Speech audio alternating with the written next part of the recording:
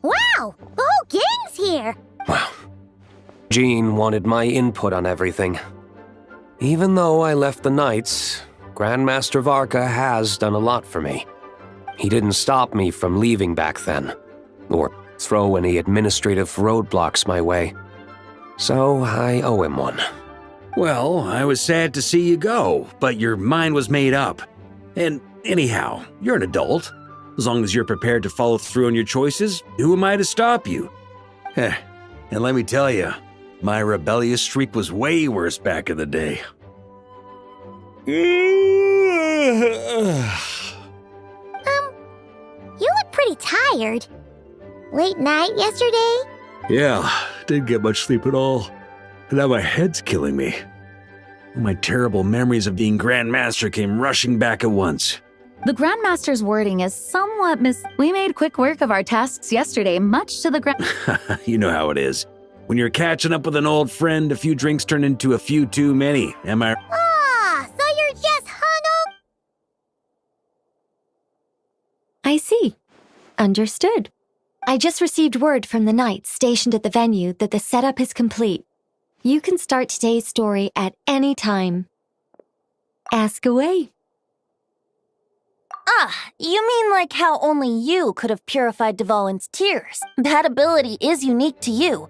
And to be honest— Don't worry. I thought about that. The story told within the bubble has some jumps. I've deleted the parts that might complicate things.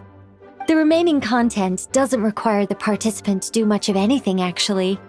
It should be like watching a play, except you get to walk around as you enjoy the performance. Wait! But we ran into a combat encounter yesterday. We'll take care of that. Alice and I want this to be an experience even a child can complete without trouble. The parts you're testing today are more stable, so there shouldn't be too many bugs. Of course, when you access the— Speaking of Alice, Berkeley demanded some playtime with her mom. And of course, as far as Alice is concerned, nothing is more important than a request from her daughter. Yep, that checks out.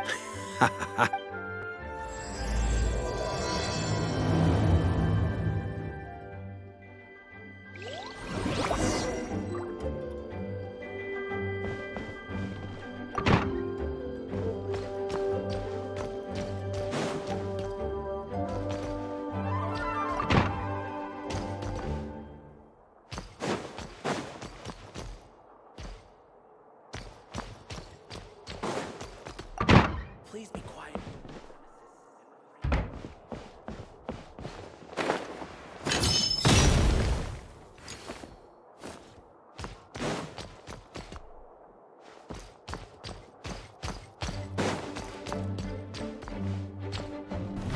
Try to keep up!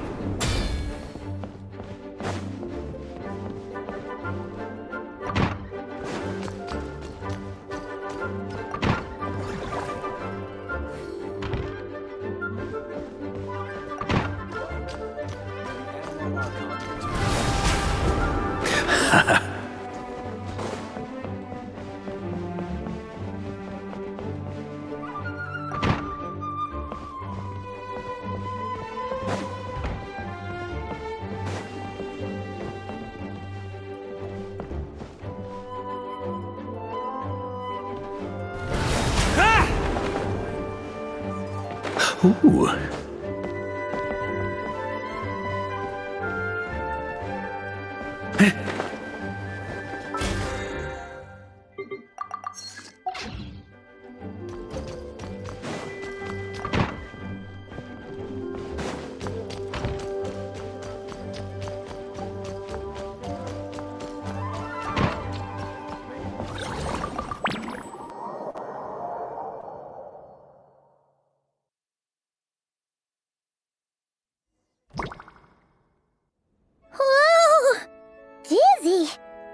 That's gonna take some getting used to. Why didn't that happen the first time?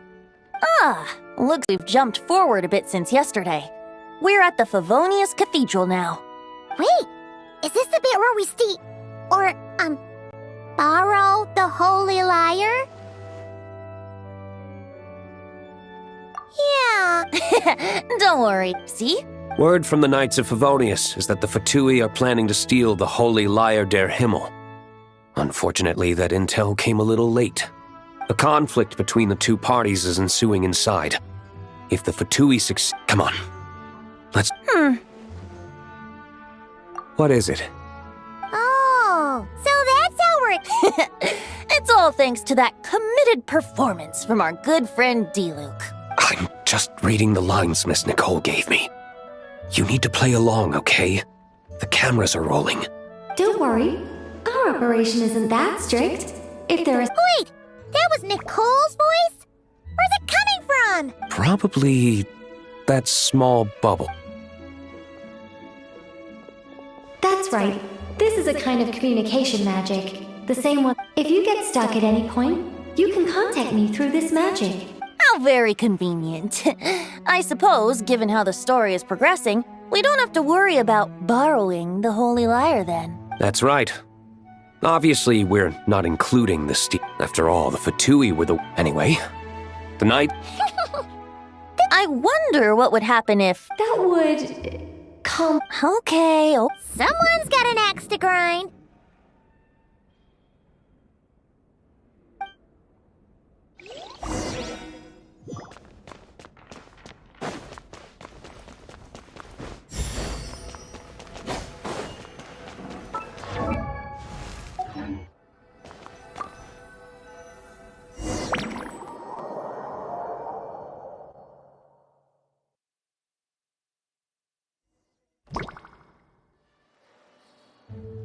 You're just in time.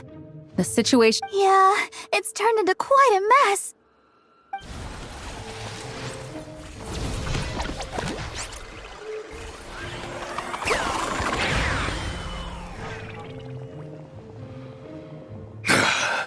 You're not bad, boy. Against the Fatui, though, you'll need to try harder than that. You ain't messing around, huh? Take this! Oh no! If this keeps up, the Holy Lyre... Ugh, sorry. Paimon can't do... Yeah, it's kinda hard to get in the zone when... Let me see here. It looks like magical autoload has been disabled, so the Fatui costumes didn't appear. I'll get that fixed. Just got it. In that case, I'll evacuate the members of the church right away.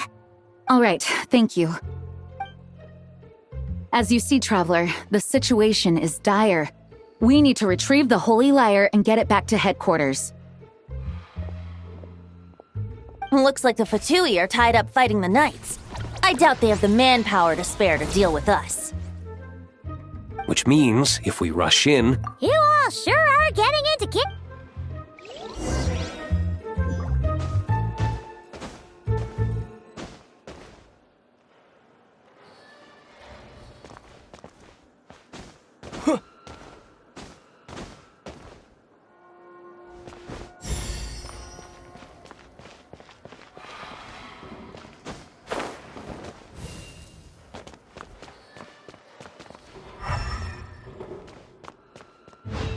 No entry. This place is under Fatui jurisdiction.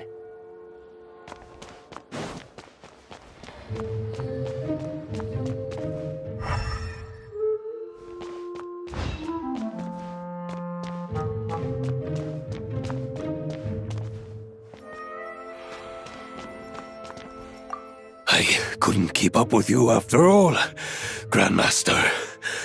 It's like you've gotten even stronger since I last saw you.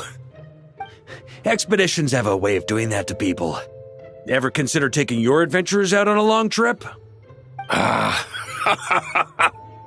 I think I'll pass.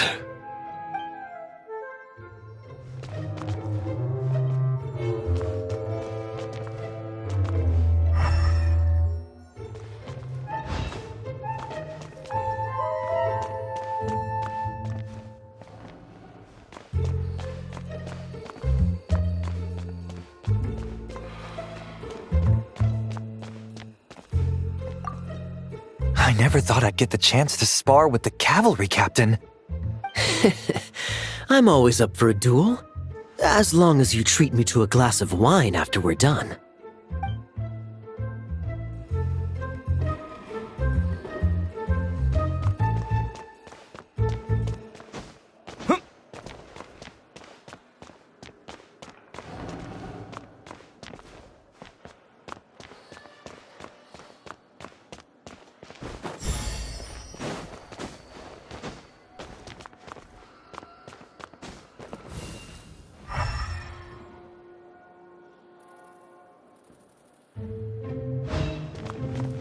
How dare you stand in our way! You'll face our Harbinger's wrath soon enough!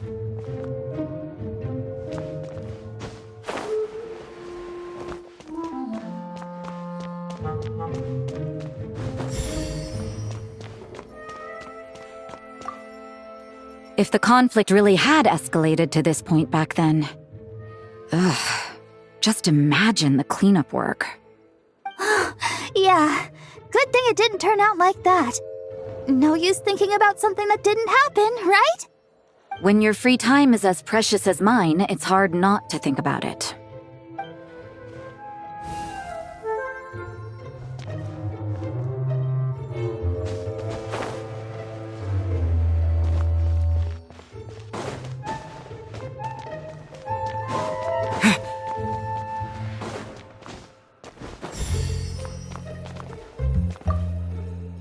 What a coincidence. Or perhaps I should say, great minds think alike. Yes, well, this looked like the most relaxed part of the performance. I'd prefer to get this over with and return to my work as soon as possible. I'm assuming you feel the same, Miss Lisa? Of course.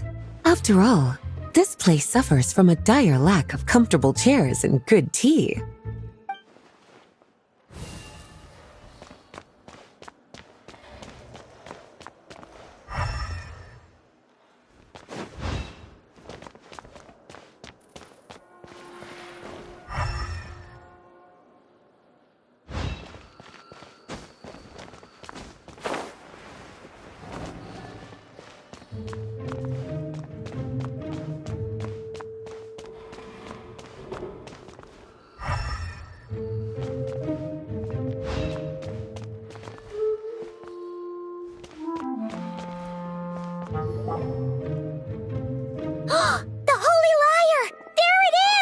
Well, well, well. It seems our outer diversions were most effective.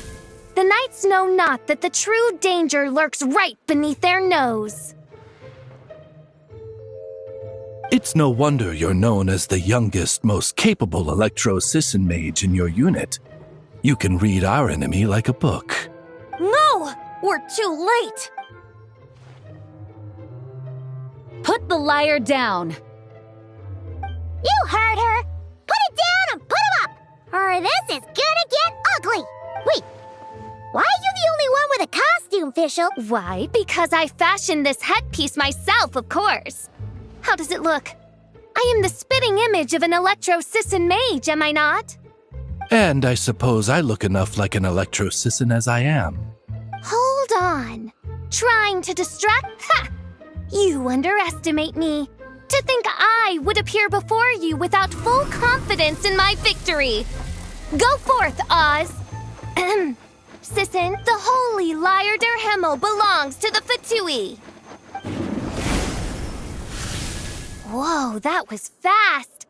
Mage-powered flight is something else. Fischl is...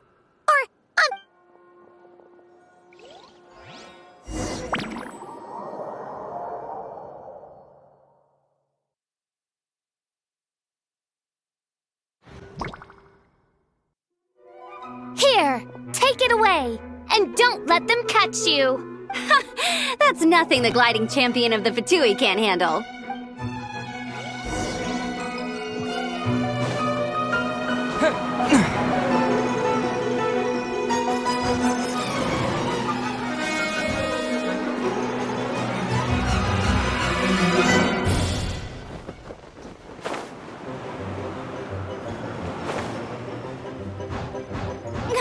Hey! That goes against gliding regulations!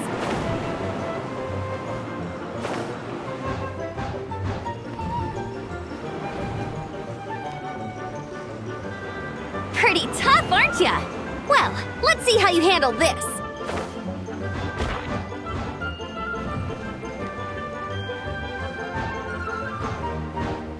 Oh.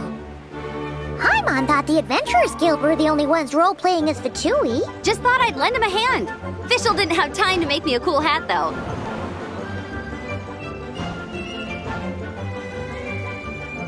Amber's over there! Let's get ready to land!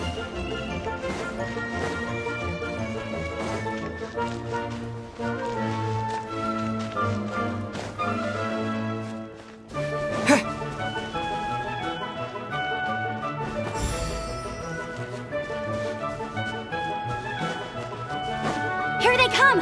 Positions, everyone!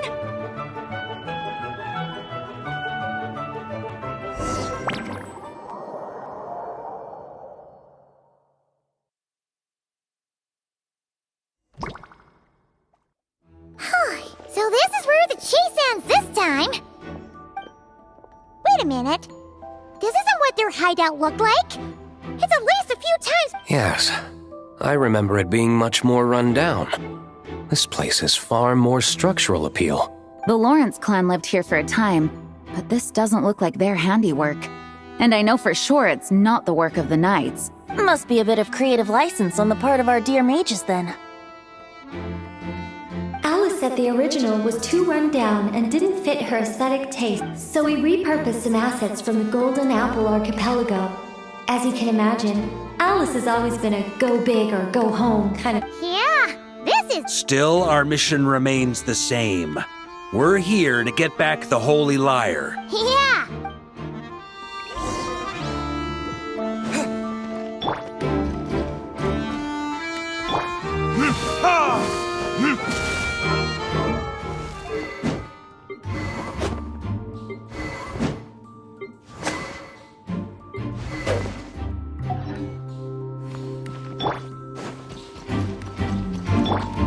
Yahoo!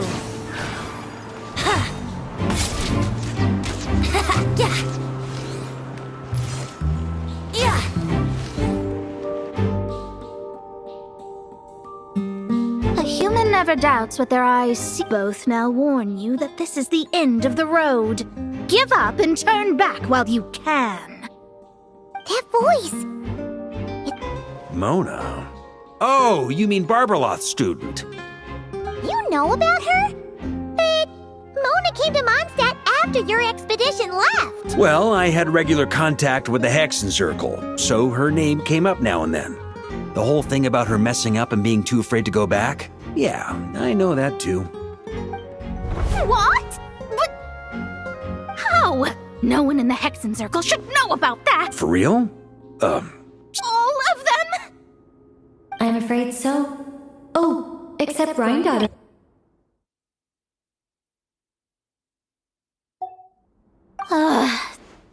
Fine. That's just fine. It's not like the old anyway, how do we cross? I'm not telling. Aw, come on. I'm not. This is unrelated. Besides... All right. If you want the answer, think back to what I said at the beginning.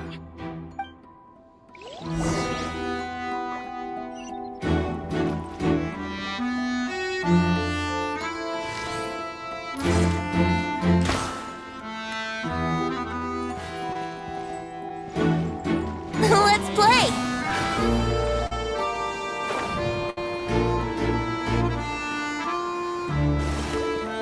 Yahoo!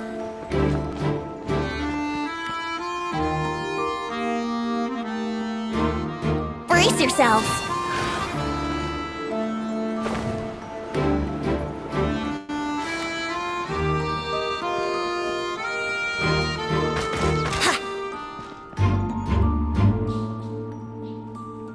Let's play!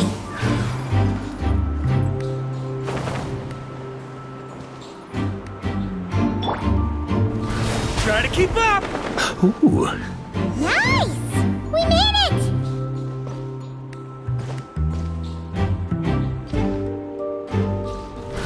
Ah!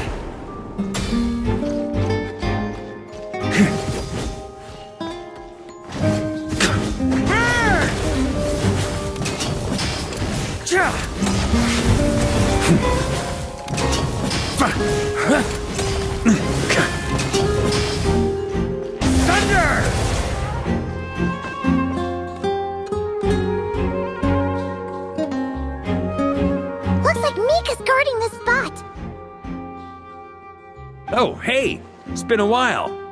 Hello, Grandmaster. Hello, everyone. No. Wait, my line... how did you get in here? I would think you have big concerns right now. Tell us where to find the lyre.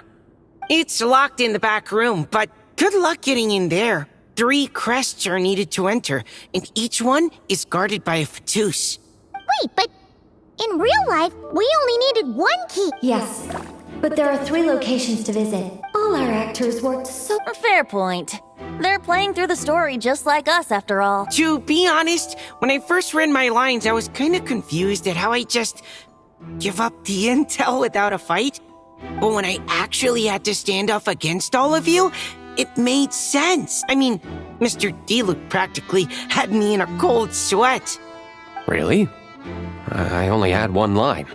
Aha! Yet in a game of cards, it's the ones that remain unturned that strike the greatest fear in your opponent. The same principle applies here. That's right! And I've been told you have quite a few tricks up your sleeve, Mr. Diluc. Anyway, you can head in now. Everyone should be ready. One moment. We can't quite end it like this. I believe... Do I have to say it? It would benefit the scene. All right. I told you everything I know. Now leave me alone. And off he goes.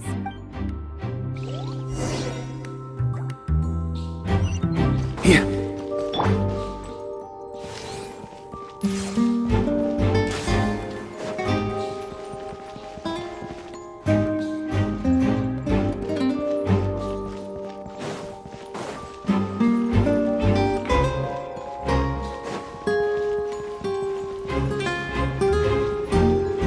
The Fatous up ahead, luckily.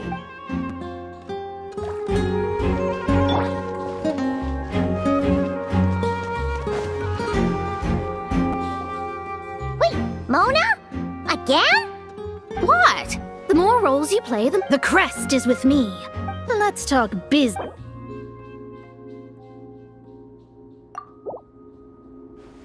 That's all. You have to at least make it worth my... That's all. You have to at least make it worth my while.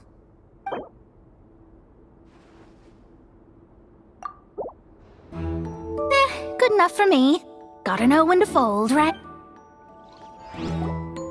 All right, here's the crest. Oh, and by the way... Well, I spend most of my time staring into a scry glass. Hydromancy uses the false stars to reflect true fate within the water. Now, I can't help but wonder what I would see if I cast a reflection of the Of course, I need a whole new set of equipment to look into that, which means shelling out a whole lot of... No wonder Alice gave you quite a few parts in this. Generous compensation, minimal manual labor. It's been a good gig. Plus, the Hexencircle never promises an amount they can't deliver. Even though her daughter is, in some part, responsible. Huh. I guess the moon's a big deal in hydromancy. Just spitballing here, but it kind of sounds... Oh, come on. Enough about that old hag. You're doing this on purpose, aren't you?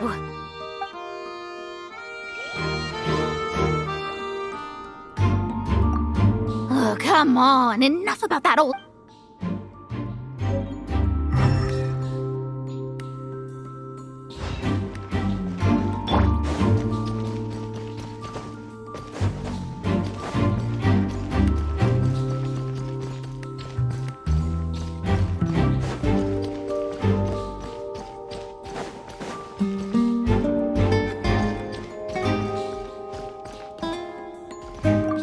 Without the crests, I can't activate this device either. Like I said, I told you everything I know. Man, I thought I lucked out with just a few lines, but it still wasn't easy to pull off. Anyway, if you want to get into that room, you'll need...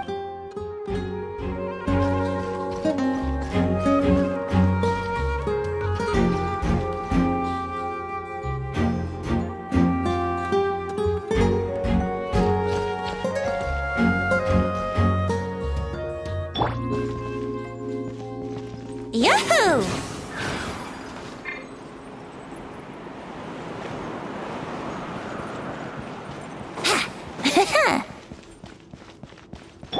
Huh?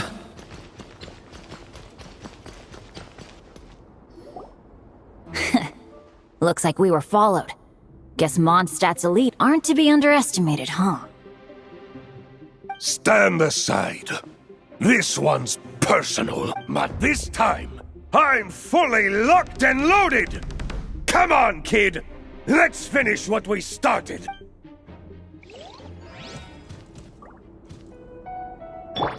Brace yourselves! Don't be a killjoy! Who is We've what? only just begun! Thunder! Looks like Okay. Huey. Probably because you had to act like a fatoose. True. Guess I didn't stand a chance, huh? Oh, so you were the one in the Fatuska. It would seem so.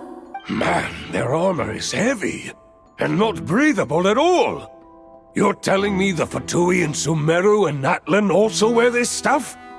I can't even imagine. Rumor has it, Fatui recruits undergo rigorous training. I feel like there's some truth to that after all.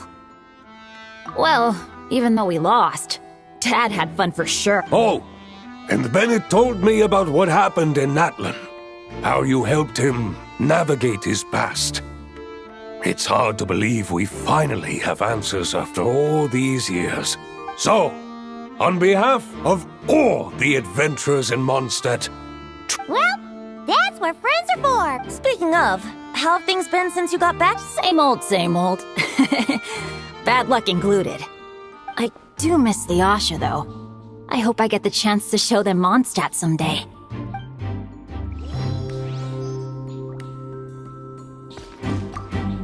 Talk about bad luck. The minute you put on that Fatui costume, the gun stopped working. How weird is that? Yeah, thanks for stepping in, Dad. Guess I'll have to hand it in to Miss Nicole for repairs later.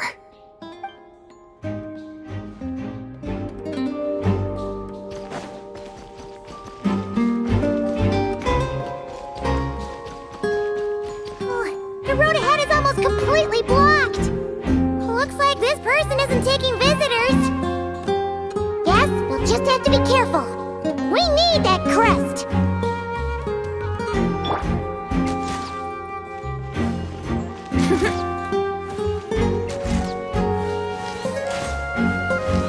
Yeah. Let's play.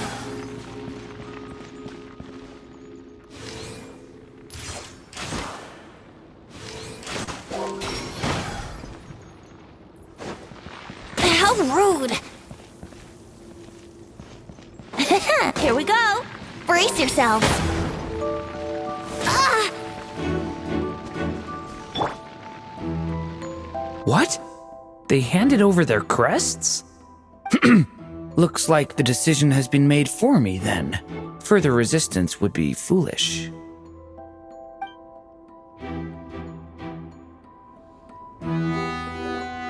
Gotta say, Paimon didn't expect you to play this kind of role. Well, actually, Aunt Alice was planning for me to play Dvalin if the dragon himself didn't agree to take part.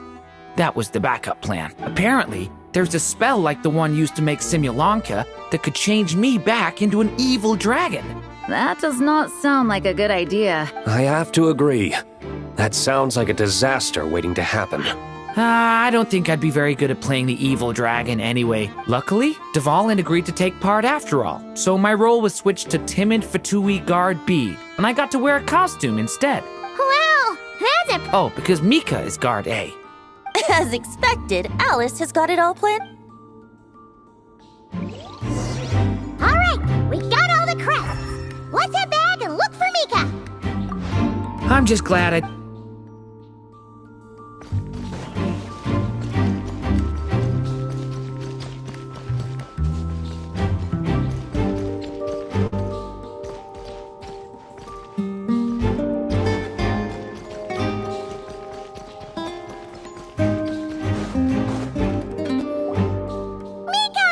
All right. this elevator's a bit complicated to operate, so Miss Nicole asked...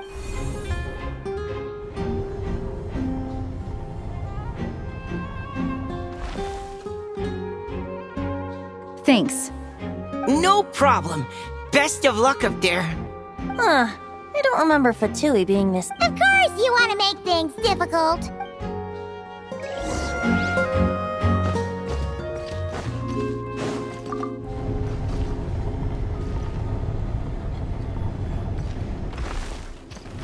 Try to keep up! Huh? Security's tight around here. I hope this is safe.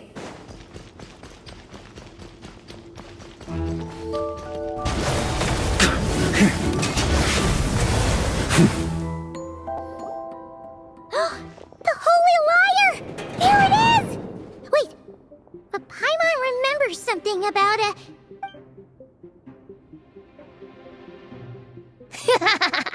Hot-blooded, careless, and reckless heroes!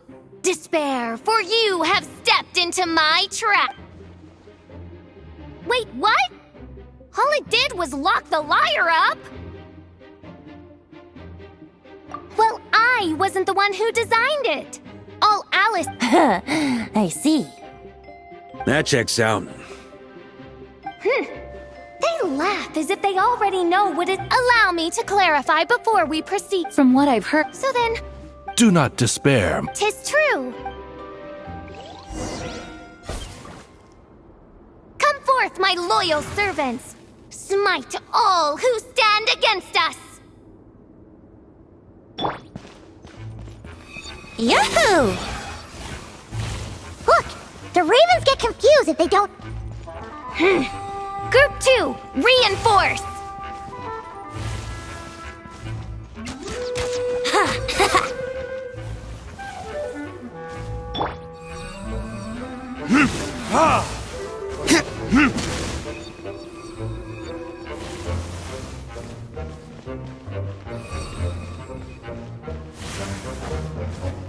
Group 3, Group 4! Oh, forget it. All of you, attack at once!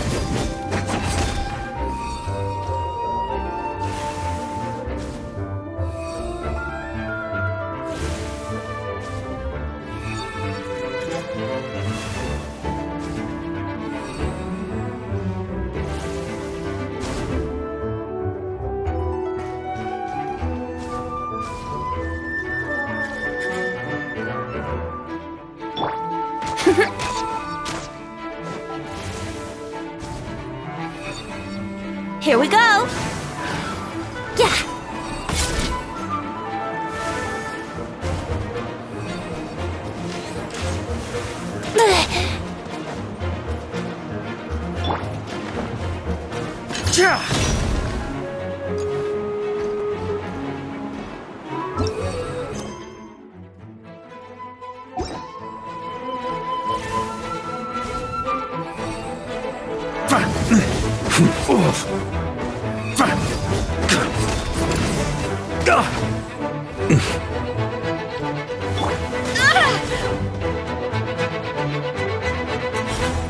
Well, well.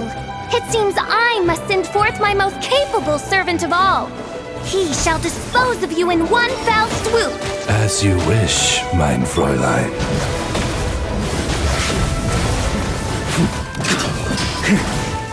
Our situation is dire, mein Fräulein. It seems this is the end of the road.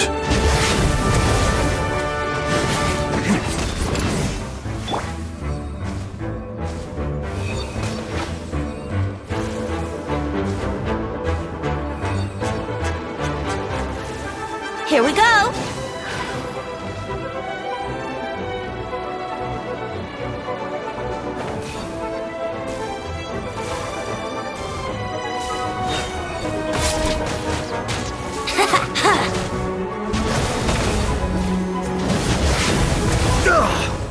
Just a flip. All right. I give up. Just don't hit... All right. You were brilliant, Miss Fischl. The recording was... Yeah! His rule was Your praise is a compliment. Huh. It doesn't look like the lock is opened, though. True. I doubt the mages want us to just...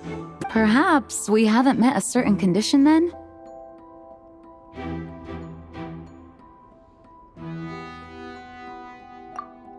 Oh, wait! Does that mean the beating up part has to happen for this to proceed? I'm afraid it may be the only way to end this, mein Fräulein. Very well. Just be gentle. Huh? Oh, right. Paimon's the...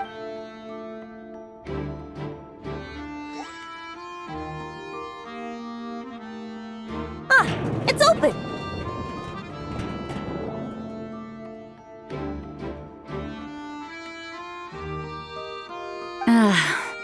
Congratulations on obtaining the...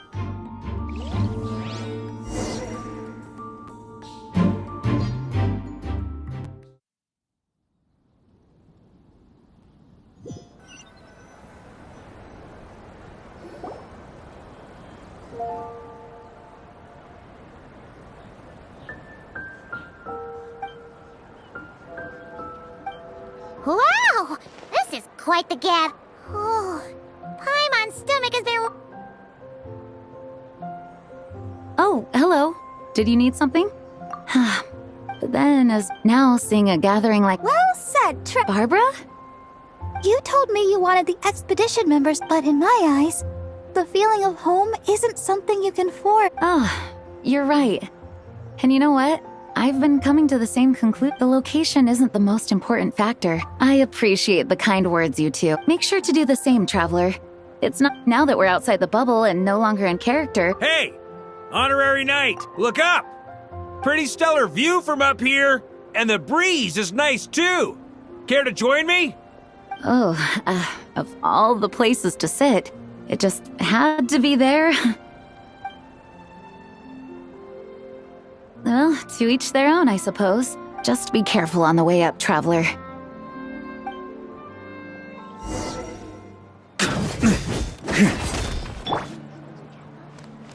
Everyone hold hands! Even though I didn't have a lot of lines, I still had fun. It kind of felt like being back in the Simulanka, acting out a light-hearted script alongside a bunch of friends. It was nice to have a laid-back experience for once.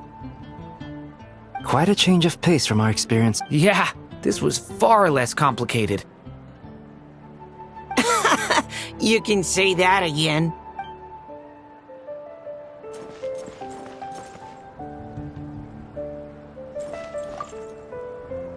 Wanna eat at our table? A whole bunch of friends are there. All right, let the relaxing begin. Noelle! I've been looking everywhere for you. Come on, join us. Just give me 1 second. I need to bring a few crates of drinks over first. But I'll be done.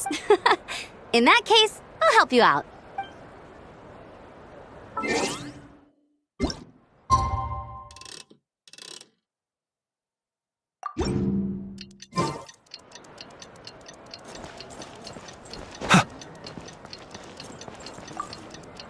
As the battle hung in the balance, I spoke an incantation from the Cyrus told me all about it. You were amazing. Having seen it for myself, I must admit, you were quite something, my lady. What? That was Hexencircle magic, not some incantation, but...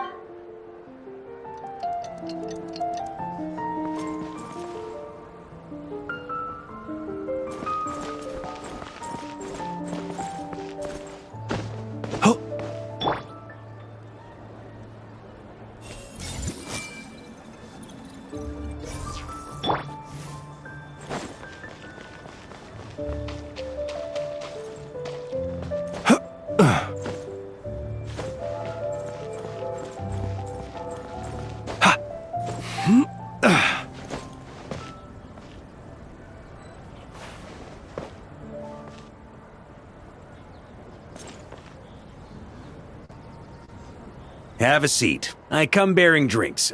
Booze free, of course. You're welcome. Well, that's what being home is all about, right? Letting go, feeling at ease. Figure we both deserve that after all this time. You think so? Glad to hear it. There's no place like home. That's what people say, right? The expedition took me far and wide, and still, little alcohol in my system, it would all come back. The cathedral, the statue, the windmills in the city, the pigeons and dandelions in front of the gate. The further away you get, the more you miss it. I might be biased, but it means a lot that you care about this place.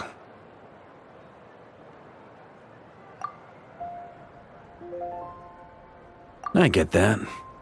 The people are what make Mondstadt what it is, too. All the carefree kids running around, livening up the place.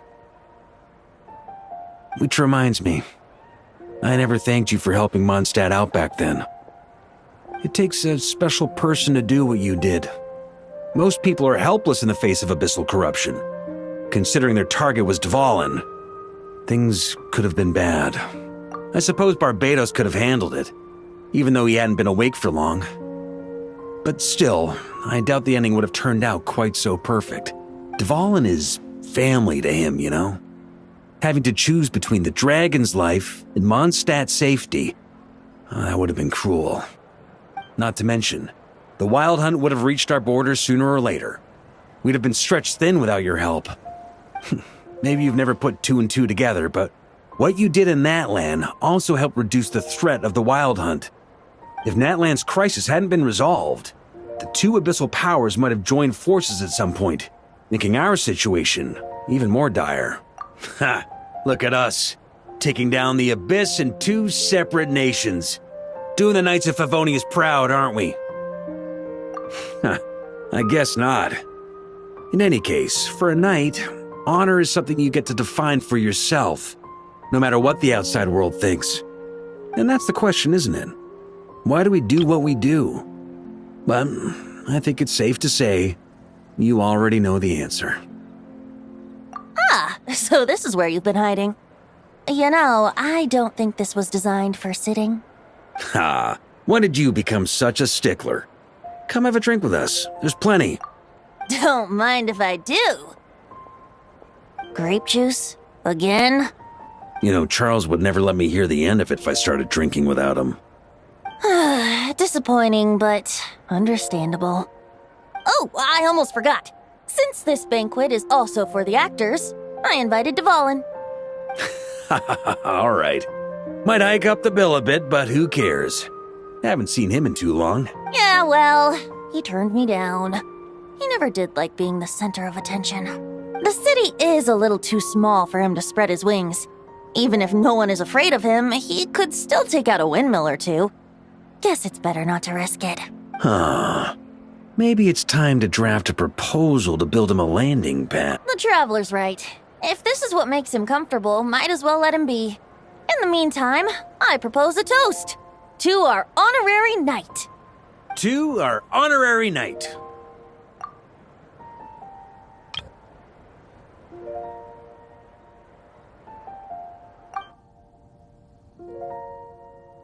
I often think about our parting at Windrise, you know. And now, almost in the blink of an eye, the final stop on your journey is just around the corner. Snezhnaya. The Tsaritsa's plans have continued to advance. Now, only the Pyronosis remains free from her grasp. But if even the captain couldn't take Malwika's Gnosis by force, I guess we don't need to be concerned about its safety for now. So that's good news, at least. You wouldn't be taking a dig at someone else's ability to hold on to their Gnosis, now would you, Grandmaster? Haha! Of course not. I'm not one to rub salt in old wounds. Her harbingers do often tend to take a rather extreme approach. Just look at Child or Senora. But we would be mistaken to ignore the fact that Senora did not win the Geonosis using force. Right. You told me about the contract Morak signed with her before his death. You're saying she didn't need to resort to violence in Mondstadt either? That's right. If she was able to provide a reason convincing enough to persuade Morax, she could have persuaded me no problem. I suppose she just didn't think there was a reason to negotiate. I had just woken up, so I must not have seemed like much of a threat. Honestly, the Gnosis was of no use to me. I didn't care who it belonged to or what means were used to take it. I just knew if I fought her in that moment, the cathedral, perhaps even the entire city, might have become collateral damage. True. I wouldn't put it past Senora to take civilians as hostages either. In the end, though, it was those same methods that led to her end. After all, her third target, the Raiden Shogun, wasn't a big negotiator back then. Perhaps Senora's success in Mondstadt and Liyue convinced her that she was a match for the Archon of any nation. You did the right thing. It pained me to see Inazuma as it was back then. I'm glad things have changed since. Of course, now the elite force of Harbingers has quite a few missing from its ranks, so I suspect that Tsaritsa no longer has the means to meddle in other nations like she used to. Who knows? Perhaps a chance to formally meet her in Snezhnaya might come sooner than we think. Some of our knights remain stationed in Not Cry. If you need help, just say the word, and we'll be there. The look in your eyes. It's changed a lot since you first set off from Mondstadt. But my advice remains unchanged. Never forget that the journey itself has meaning, traveler. The birds of Tevat, the songs in the cities, the Tsaritsa, her Fatui and the monsters, they are all part of that journey. Perhaps earth-shaking truths and indescribable trials await you at the end. Just remember, there is more to life than that.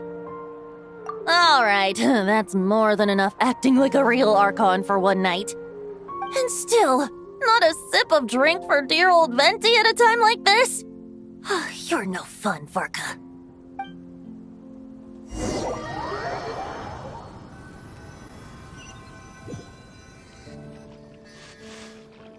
Dun dun dun! Dun dun dun!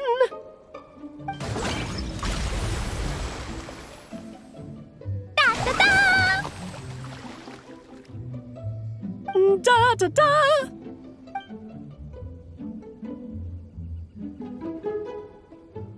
This is so fun, Mom!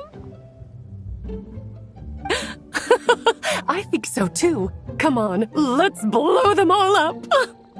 Mom, when can I play with the magic toy you made me? Very soon, darling. In fact, it should be ready tomorrow. I just know you're going to love it. Yay! Can we play together? Why, of course!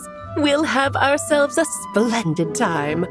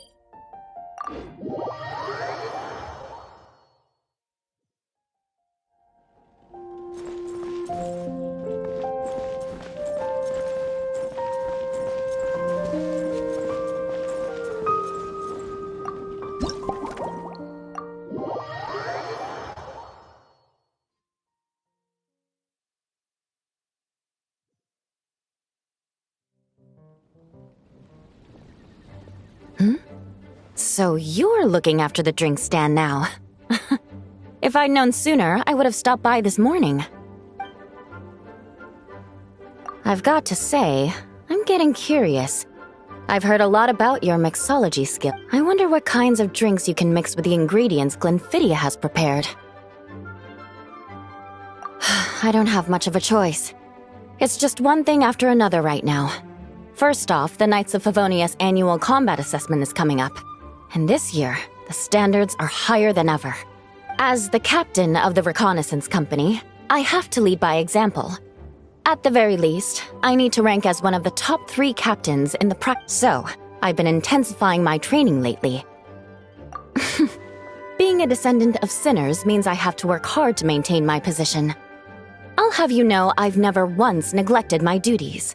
Anyway, on top of all that, the General Affairs Company has invited a renowned champion duelist from the Court of Fontaine to come here. Since I'm one of the captains with the highest attendance rate when it comes to these things, and I'm fairly skilled with a claymore, I was chosen as our representative. I have to prepare thoroughly to make sure I'm a serious match for the champion duelist. Oh, I sure could.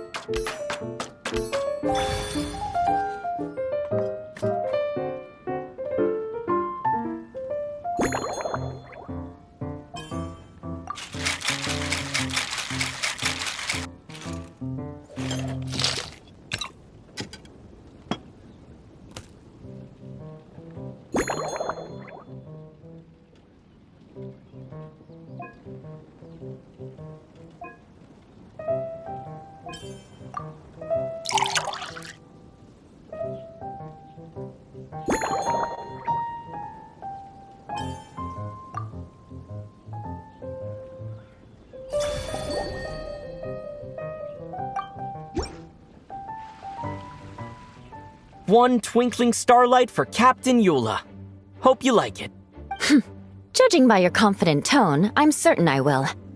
Well then, I'll make sure to savor this thoroughly.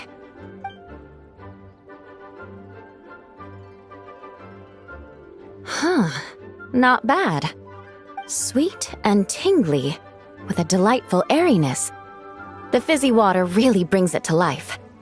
I suddenly feel full of vim and vigor. But just one glass doesn't quite scratch the itch. How about something with a bit more bite? Don't hold back. You don't need to work. Works for me.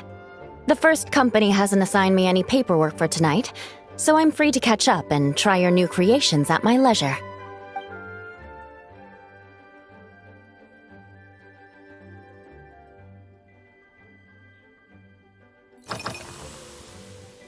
That's right.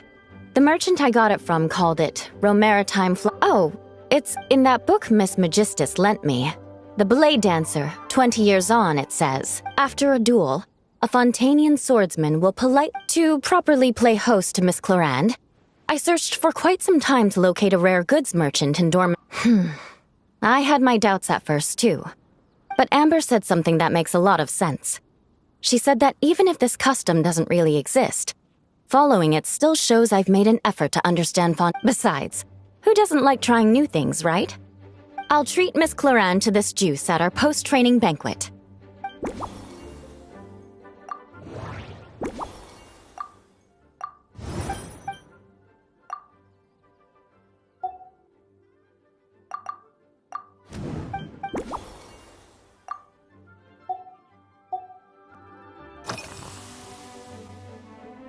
Yes, I have. To make matters worse, several veteran knights who had been stationed at Dorman. Leading them on this mission was quite eventful.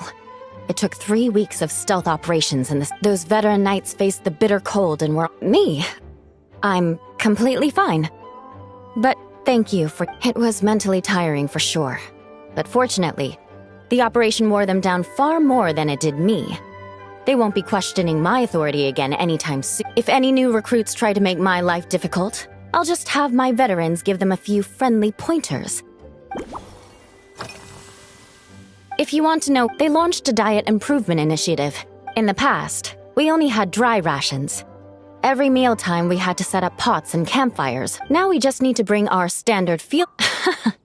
You did say sounds like, right? The problem is, the vice captain of the 5th company— In any case, after eating it for a week, my taste buds have gone— You can hardly blame the logistics company. Of course, Having fresh meals prepared in camp by it.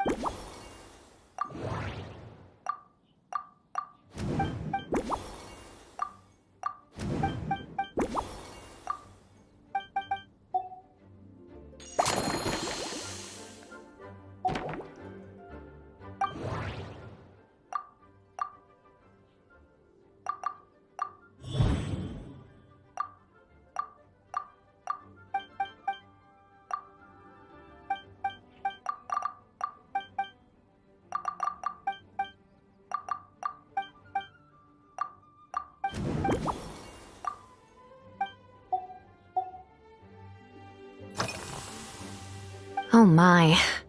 Miss Cloran's combat style comes from the mysterious Marechaussee hunters. In the library, there are some old Fontanian newspapers. A more recent newspaper claimed that Miss Cloran was an orphan from an underwater kingdom, and that before battle she would perform rituals inviting spirits to possess her soul. Assuming these rumors are true, or that Miss Cloran's abilities might even incorporate, I sure could do with an energy boost.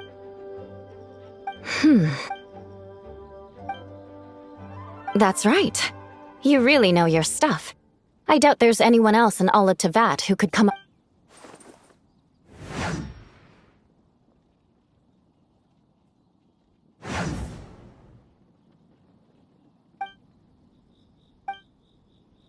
There's... Firewater. In recent years, Firewaters gained popularity. You really are good. Why don't we... As for the alcohol content...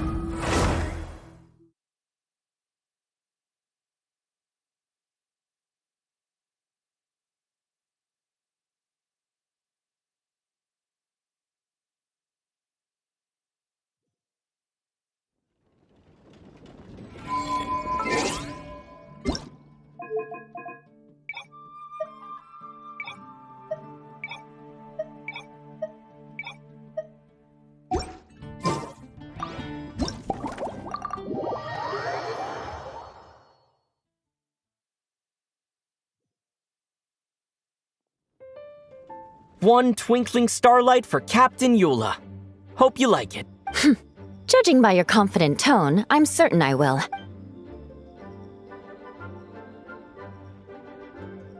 Huh. Not bad. Sweet. I suddenly feel full of vim and vigor. But just one glass doesn't quite scratch the itch. Don't hold back. You don't... Works for me. The first company has an assign... That's right. In that book, after a duel, to properly play But Amber said something that makes a lot of sense. She said that even if this custom doesn't... Besides, I'll treat Miss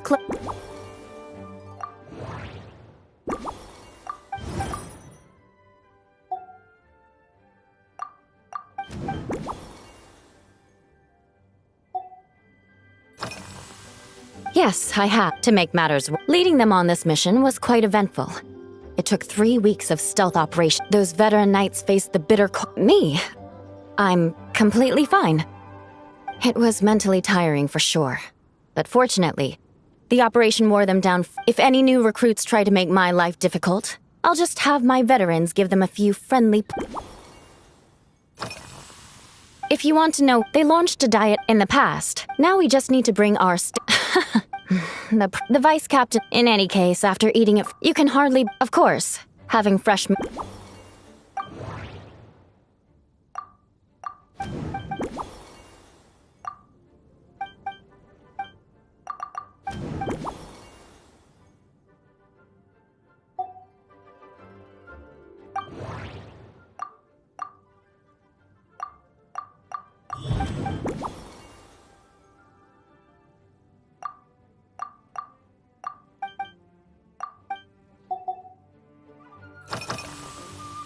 Oh my. Miss Cloran's combat style comes from the mysterious Marechaussee hunters. A more recent newspaper claimed that Miss Cloran was an orphan from an underwater kingdom, and that before battle she would perform rituals inviting spirits to assuming these rumors are true, or that Miss Cloran's abilities incorporate... I sure could do... That's right. You really know your stuff. I doubt there's anyone...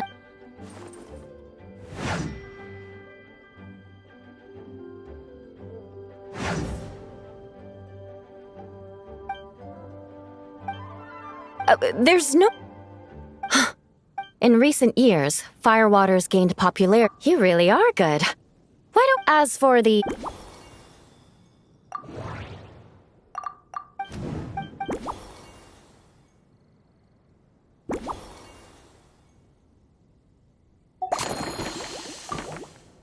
Brilliant.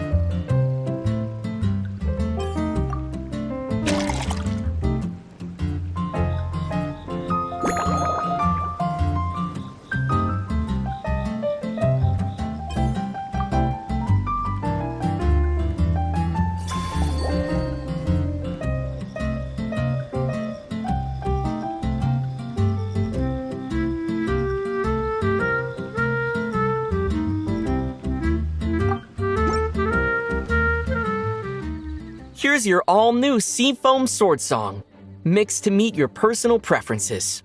Oh my, what beautiful colors! And you even added my romaritime flower fruit extract. The aroma is perfect, and I can smell the alcohol, but it doesn't stifle the fruity fragrance. Give me a moment to come up with the right words. I need to think carefully. I know it's unbecoming of a lady, and a proper connoisseur would savor their drinks slowly. But I'm sorry, this is just too good to be true. Can you mix me another?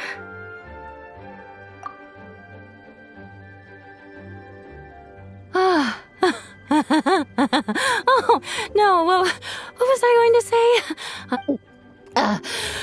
Whatever. I feel fantastic. This cocktail, it's the best I've ever had. I think I'm gonna head home and get some sleep. Don't worry about me. This is the happiest tipsy I've been in years. I'm still far from being drunk. By the time I've gone a few rounds with that Miss Chlorinde and completed my reports, I'll have been on duty for 3 months straight. Jean, the acting grandmaster. Isn't it about time she gave me some time off? I won't be forgetting this injustice in a hurry. You mark my words.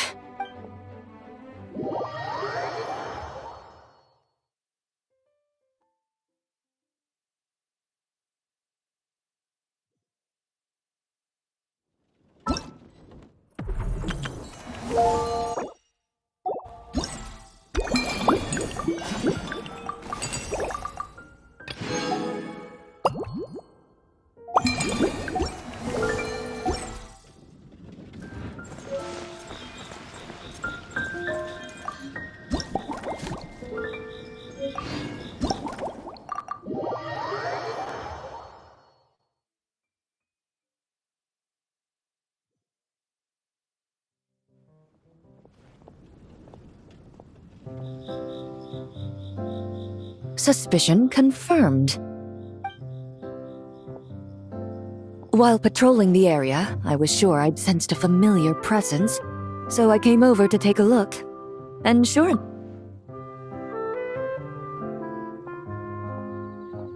if Miss Charlotte were to see you like this, I'm guessing she'd take 100 pictures and write up a report. Sword-wielding traveler's secret side hustle. Exclusive cocktails from Tevat's Explorer Extraordinaire. You'd make the front pages of every major newspaper, and there'd be crowds of Fontanian tourists flocking to your drink stand, causing gridlock on the streets of Mondstadt. Luckily for you, I turned down Miss Charlotte's request to accompany me here, so you're unlikely to be seeing any scenes like that. Let's quietly celebrate this moment of peace. And that look on your face tells me you have a lot of questions. Calm and effortless.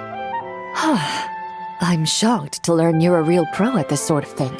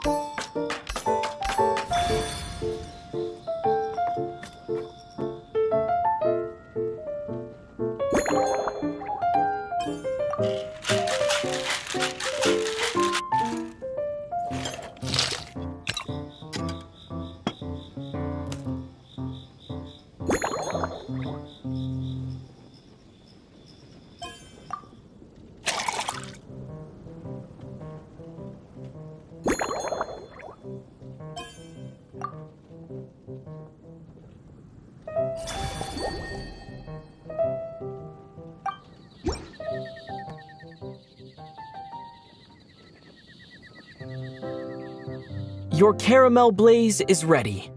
Try not to drink it all in one go. Huh. It sure lives up to its name. The color reminds me of a raging fire, while that aroma really hits you head on.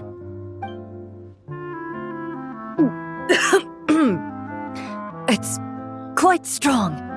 I'm all right. I just need a little time to get used to it. As I recall, the last time I drank alcohol was at a wine tasting event that Navia invited me to last year. I only had a small sip of Sassica wine, and it was nowhere near as strong as this concoction. From a purely rational perspective, alcohol can cause dizziness and impair one's ability to work, so it's best avoided altogether. But when Miss Farina saw me off at the docks, she mentioned that Mondstadt is the land of wine and poetry. Since I'm here, I thought I should at least try the local specialties. In fact, according to my intelligence, the captain of the reconnaissance company, who I'm preparing to spar with, has quite the refined taste, for her publicly available battle reports are truly a sight to behold. Out of the utmost respect for her skills, I feel compelled to deepen my knowledge of Mondstadt's wines. I truly appreciate.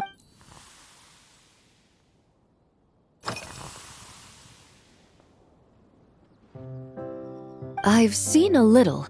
I took a stroll around the city the first day I got here. Navia's done some rather extensive research on this place. Many of the scenes and illustrations for the tabletop troupe were inspired by views of Mondstadt. However, the way she describes the atmosphere in her world building is quite different from the real Mondstadt.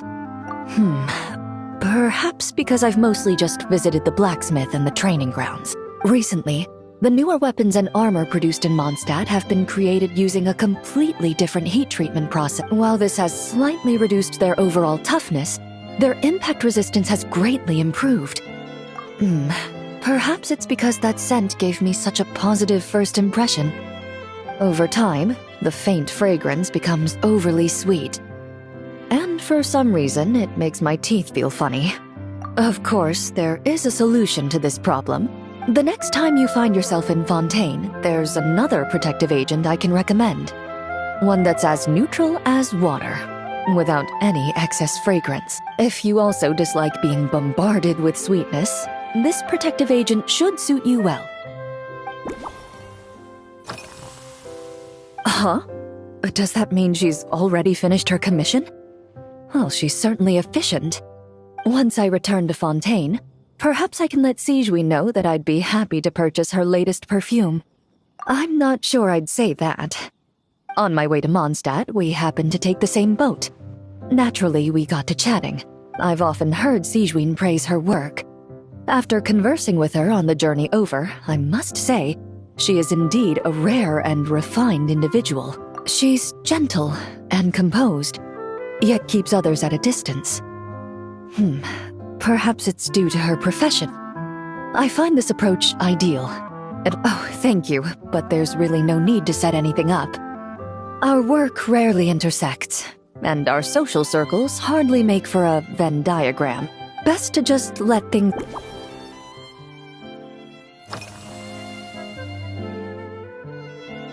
Indeed it is. The knights codenamed Hazelnut 3 and Hazelnut 5 gave me this crest. I must say, it's exquisite. They told me the design has only just been finalized. Apparently, it's only presented to important guests. They said they're making a badge for you, too, but it hasn't been finished yet. You're not wrong. I guess it's similar to how I can't remember the name of every clerk in the Palais Mermonia, but I'm certain you'll get to know them in time. They're clearly seasoned veterans. After handling my affairs, they headed to the tavern for a gathering, saying they wanted to continue last night's duel and determine who had the highest alcohol tolerance. Drinking barrels of beer the night before, yet being able to work with clear minds the next day. Whew. So what you're saying is, while Mondstadters may seem carefree, they actually have an admirable ability to know their limits when it comes to drinking. When I'm working, I often drink coffee. But with meals, I prefer a lighter tasting drink, like bulefruit juice. Since I eat a lot of meat, the slight acidity of the juice helps balance out the greasiness. Over time, I've grown accustomed to the sour taste. After the swordsmanship exchange, the Knights of Favonius rather kindly treated me to some traditional Mondstadt cuisine. I had 8 different meat dishes, and all of them were excellent. The portions were huge, and only the highest quality cuts were used. Everything was cooked to absolute perfection. Of course, there was still room for improvement. When catering to tourists, the sticky honey roast and pile 'em up might benefit from a slightly lighter sauce. I've certainly tried all the red meat dishes. I think I've had enough calories to sustain 3 days of vigorous work, so I've had to decline all subsequent dining invitations. To be honest, I can still taste the grease.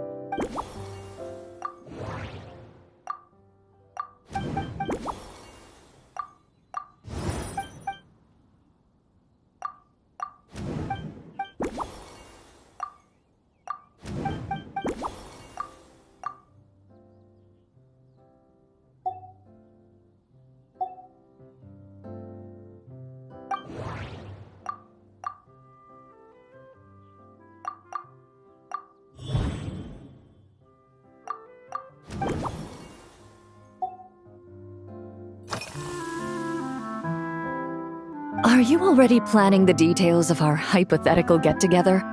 Based on my previous experiences with alcohol, I guess my tolerance is similar to Emily's. Fruit liqueur is probably my limit. So when the time comes, I think you'd be best off mixing similar drinks for the both of us.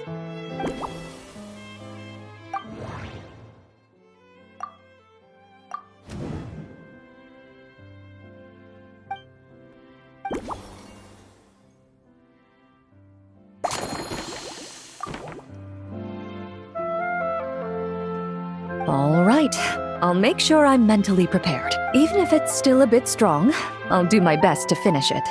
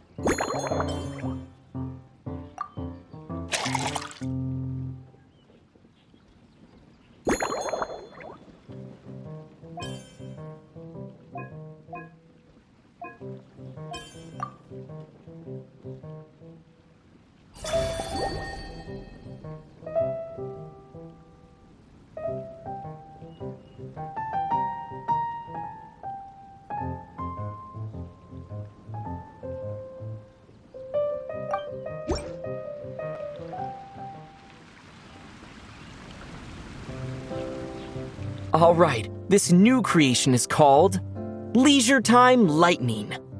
A cocktail made exclusively for champion duelists. Enjoy.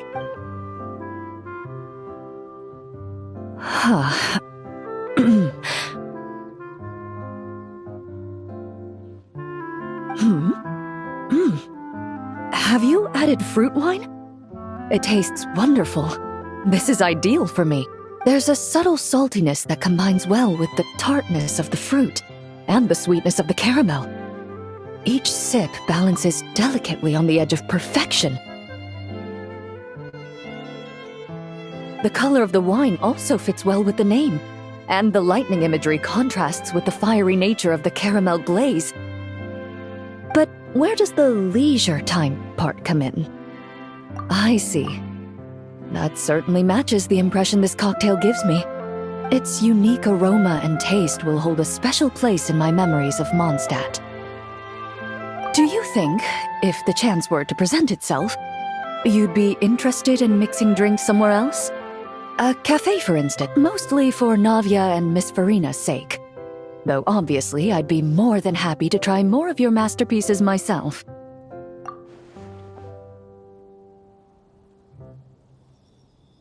I understand. I won't try to strong-arm you. In any case, I truly appreciate your hospitality. Thanks to you, whether I'm facing the powerful captain of the reconnaissance company or discussing strategy with the Knights of Favonius, I'll...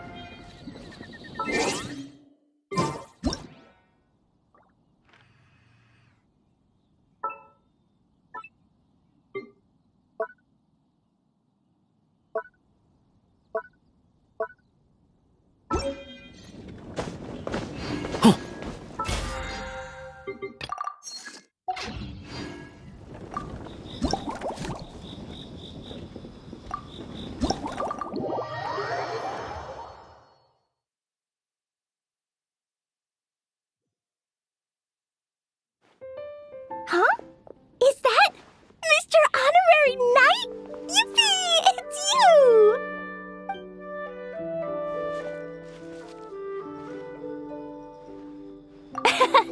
Auntie Eula told Klee that Miss Hertha had found someone amazing to help out. Seeing you here, Mr. Honorary Knight, Klee knows this must be the best drink stand in all of Teyvat. You mean this stand isn't already the best? Well, out of all the drink stands Klee's ever visited, Mr. Honorary Knight's is easily the best. And no matter what drinks Mr. Honorary Knight makes, Klee will definitely think they're yummy. Oh, you want me to be mean? But Klee could never be mean to you. Let me think. I know! I'll pretend to be Albedo!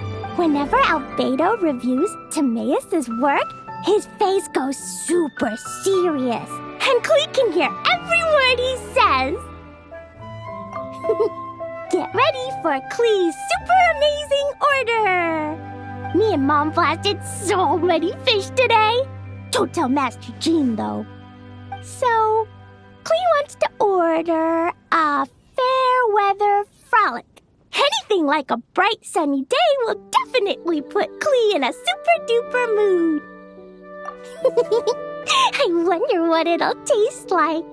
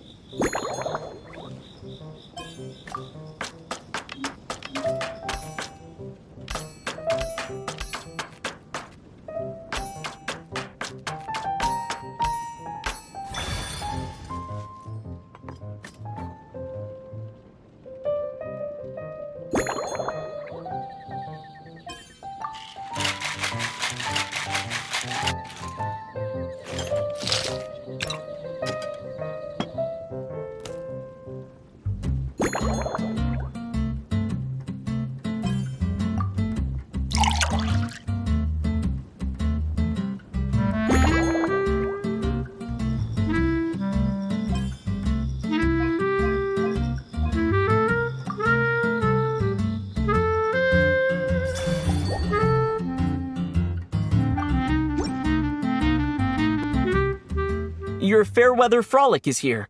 Go on, give it a try. Wow! So, a Fairweather Frolic is this color? Purple sky. Is it supposed to be a bright, shiny night? Clee will take a sip first. Then you can think about it more carefully. Ah, finished! Yummy! Both sweet and sour. If Clee drank this while eating grilled fish, I could definitely gobble down 2, or 3, or 4, or even 5! But one drink isn't enough. Clee wants to try a drink that tastes like cake. Clee doesn't know what drink to choose. Why don't we decide together, Mr. Honorary Knight? 3 square meals? Clee often eats 5 meals a day, sometimes even 7. Adventuring takes a lot of energy, and if I eat too much at once, I can't run so well. So, it's better to eat lots of smaller meals. Albedo used to prepare all Clee's meals, and my lunchbox was always arranged so neatly, just like a pretty painting. When Albedo's busy at Dragonspine, Clee goes to eat with the other Knights of Favonius. Kaya's camp is usually the neatest, while Amber sometimes camps in the trees. It's so much fun. Oh, and Auntie Hertha makes the best food. When my mom comes back, there'll be even more yummy food to eat. There's this one dish where she takes loads of different fish and makes them into little pudding cubes. It's called Rainbow Fish Jelly. Her Chocogo Crunchy Slices are fantastic too. It's her newest creation made with chocolate and cookies. They're a little bitter, but they're crunchy. They smell scrumptious, and they have a really sweet aftertaste. Whenever I eat them, I feel so full of energy. Next time, Clee will have to bring some for you to try.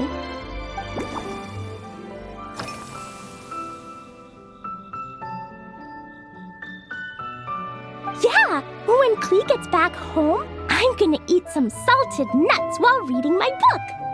Clee used to eat cake after dinner, but Master Jean said it's too sugary, and it's not good to eat sugary things before bed. Apparently, it makes you chubby and gives you toothaches. So, Mom got some advice from Auntie Barbie, and now she gives me nuts instead. She says they help my brain remember things better. Nuts don't have much flavor. It's like chewing on grass, but they're okay if you add a little salt. So, Mom got Clee used to eat cake after dinner.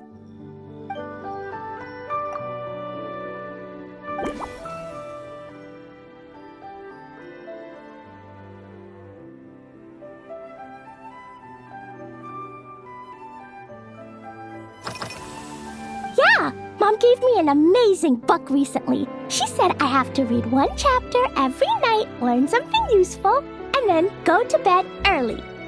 That book taught Clee how to make something called propellant. Now Jumpy Dumpty can go Fwah! And bounce even higher.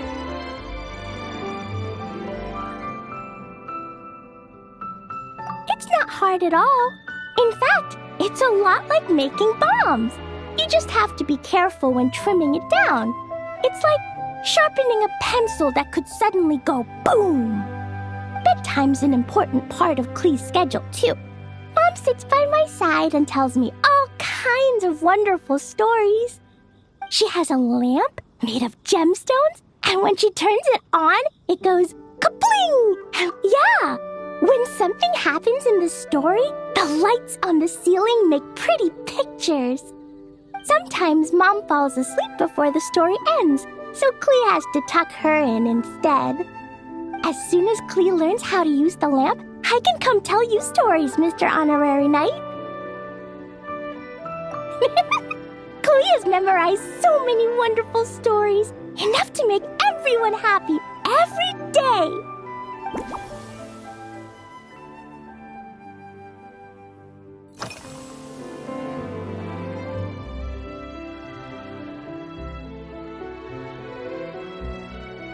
This stuff? Mom taught me how to make it using the alchemy bench. A dash of sugar, then a lot more sugar, then some flowers from Mom's friend in Fontaine, star honey from Auntie Barbie, and finally, some magical jam from Auntie Tavia. Put everything together on the alchemy table, wish for the shape you want, then recite Mom's incantation, and poof! Dodoko-shaped candy! Klee can give you some Dodoko candy too if you want. And if you really like them, I can even teach you my mom's incantation. That way, you could make your own candy whenever you want.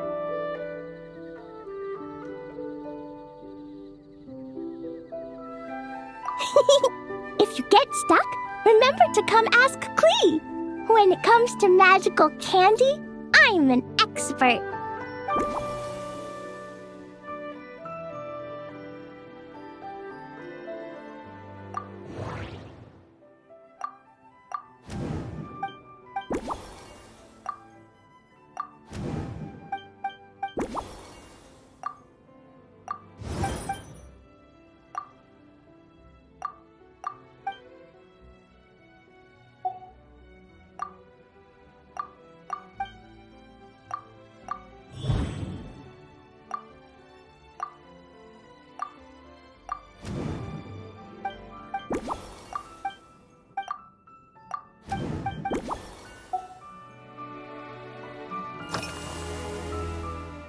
Oh yeah, Klee still wants to eat sweet things, like cake, for example. Maybe we could just go easy on the cream? Or add more fruit? Oh, right! That friend of Mom's who's always wearing glasses gave her a big bag of Fontanian Buell fruit. They're so round and rolly. Klee ate a whole bunch of those, and they were super sweet. But Master Jean said it was okay, because sweet fruit isn't the same as sweet sugar. So if Klee really has to eat nuts, maybe I can just soak them in some fruit juice first?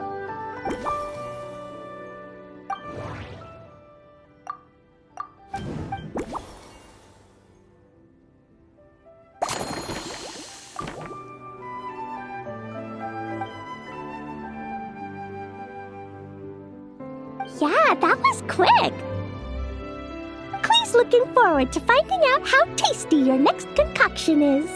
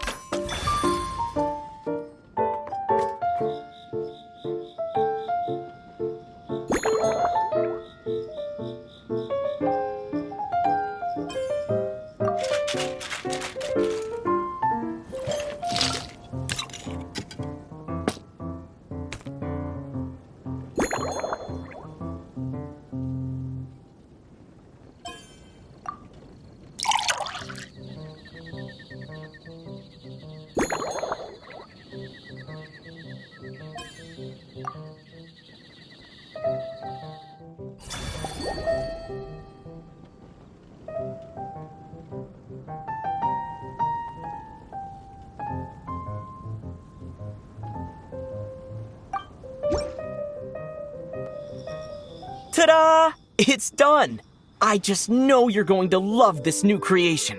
Wow! There's Dodoko candy on top! There's so much orange in this cup, and Dodoko looks like he's lying on top of white fluffy clouds. And the weather inside looks much better, too. Yummy! It's so delicious! Klee has to drink slowly. I can't just gulp it down, or I'll miss all the yummy flavor. Mr. Honorary Knight, this is amazing! It's like you mixed sunshine with juice! Klee was so tired from playing, but now I feel refreshed. And warm, and peaceful. Oh, you're the best, Mr. Honorary Knight. Really? Let me think. When the weather's nice and Dodoko's happy, Dodoko will want to sing, right? And when Dodoko sings, Klee wants to sing too. So, let's call it Dodoko's Duet. Thank you! And thanks for making such a yummy drink for Klee. Klee's gonna go tell Mom that the best drink in Mondstadt right now is Dodoko's Duet. Klee's gonna write down Mom's incantation and give you a copy, Mr. Honorary Knight. Then you should learn magic too, so you can make all the candies you want. See you next time!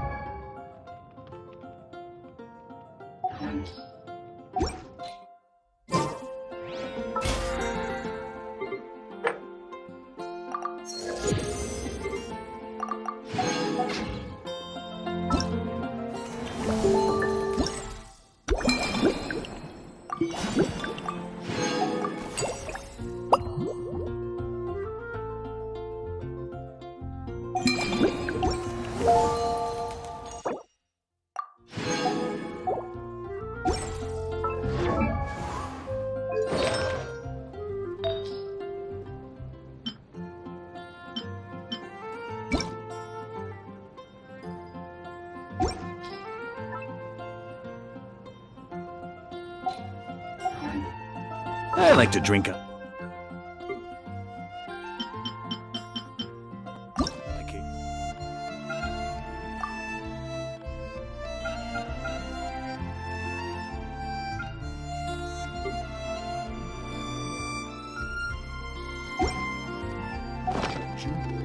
Any and every occasion. Good one.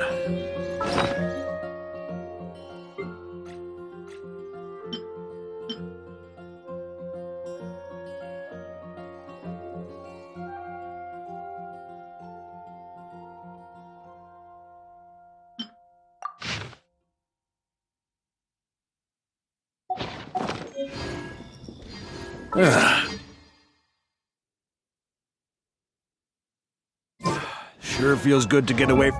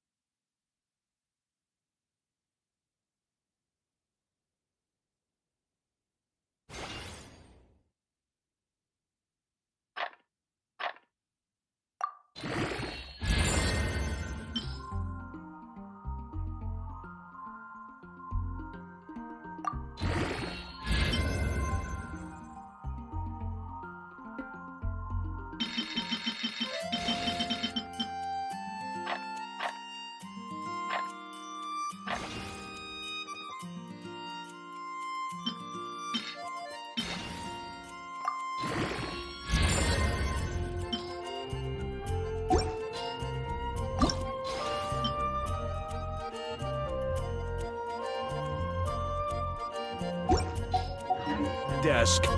Now, where's a good spot for...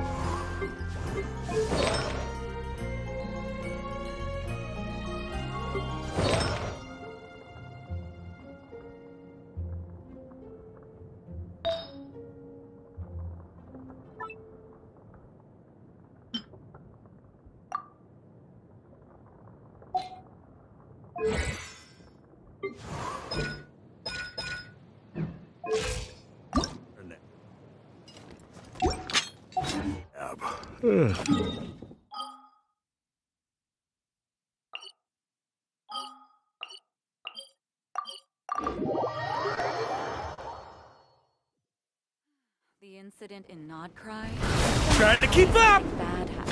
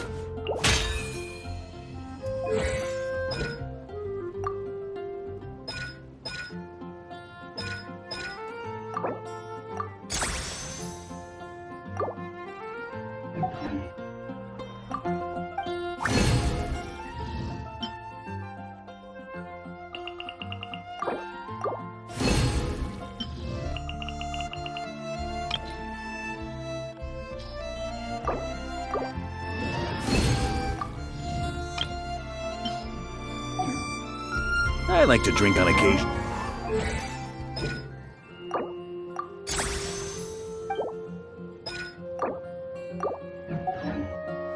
Any and every occasion.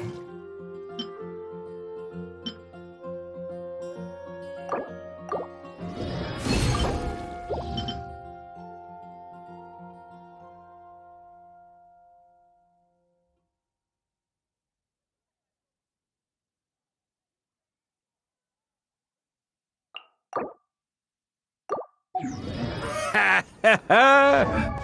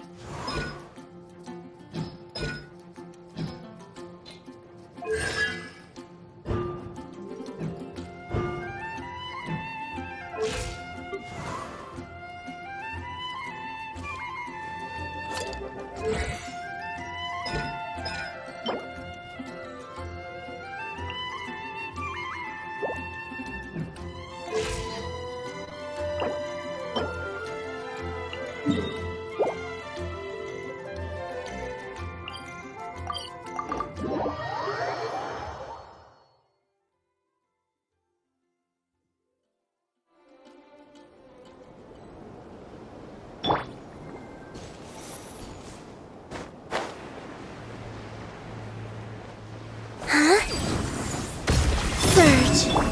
Commit it to memory. Observe. Growl, growl, growl.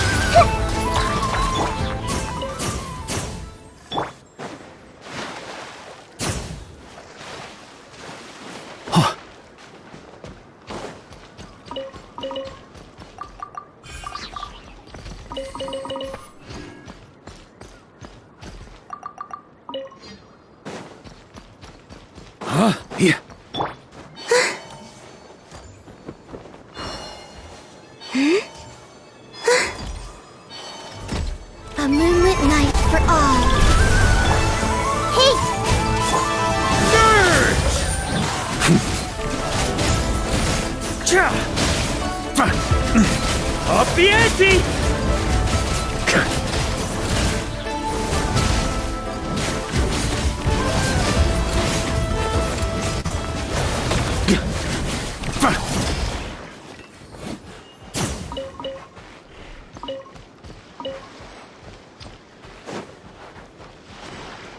Up the ante!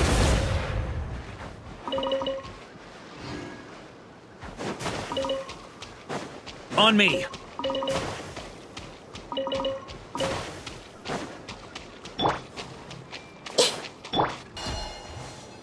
Wayne.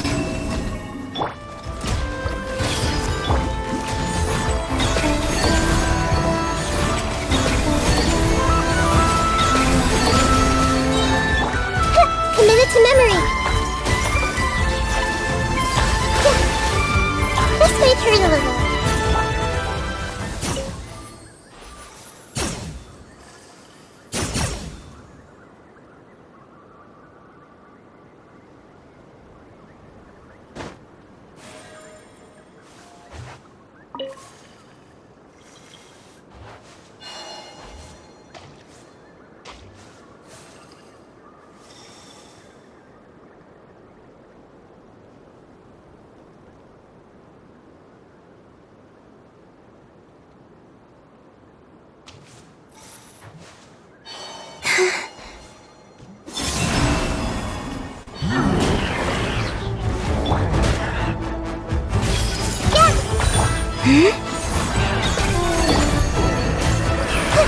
Committed to memory.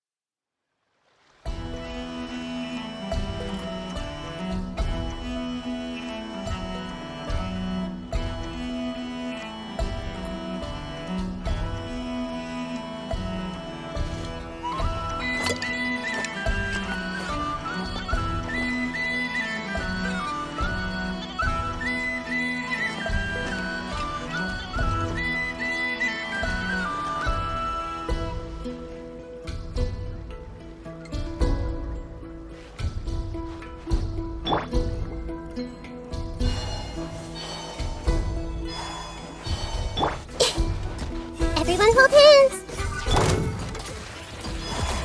Surge. A new moon rises.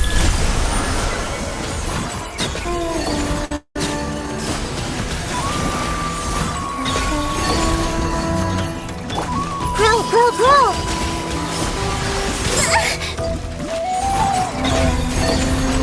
Wayne.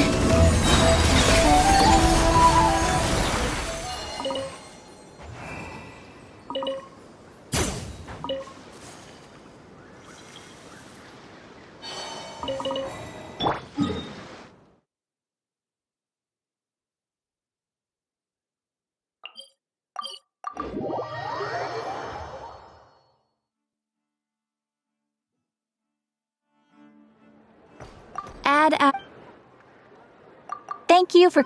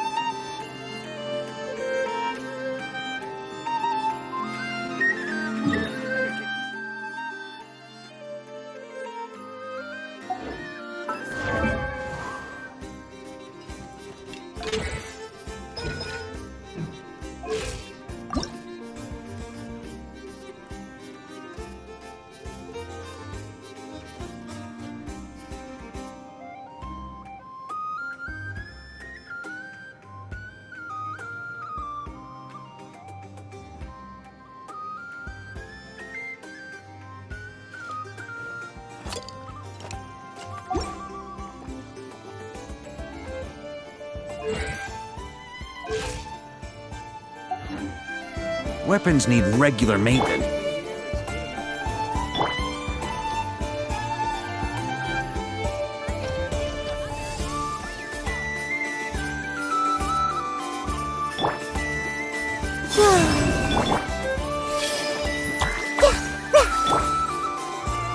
Close your eyes.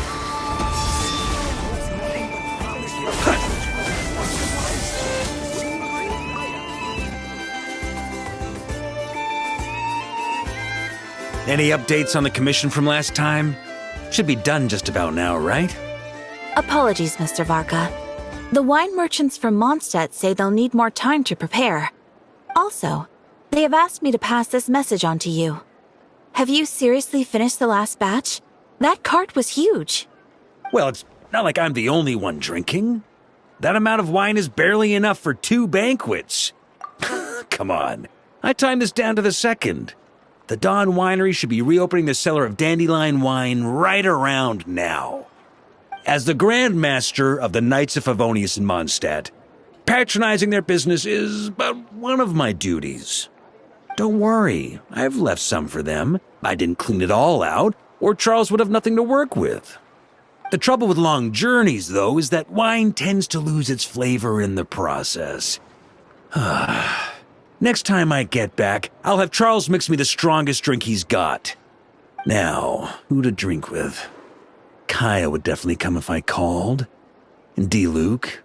Well, if I can catch him, I'll have a couple of drinks with him, too. Well, might as well get those two to have a drink together, perhaps.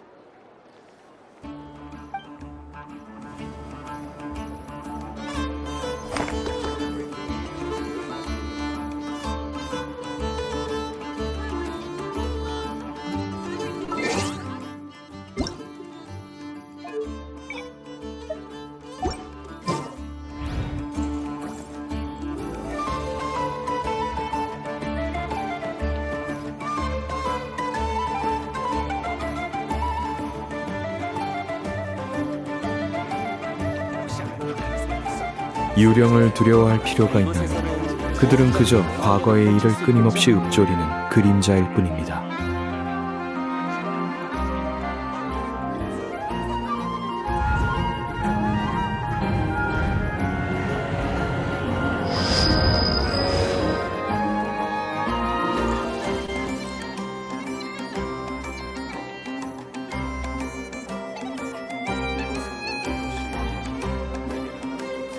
이곳에서는 모험가들이 맹활약을 펼칠 수 있겠죠?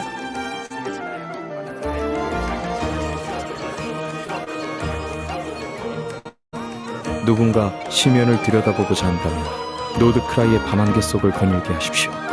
광란의 사냥이 그자를 어둠 속으로 이끌어줄 겁니다.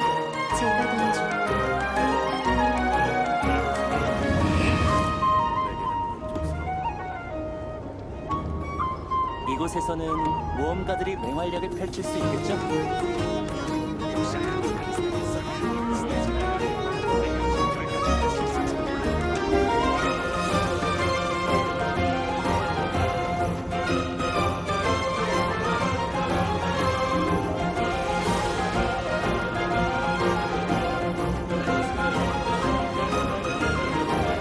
이곳에서는 모험가들이 맹활약을 펼칠 수 있겠죠?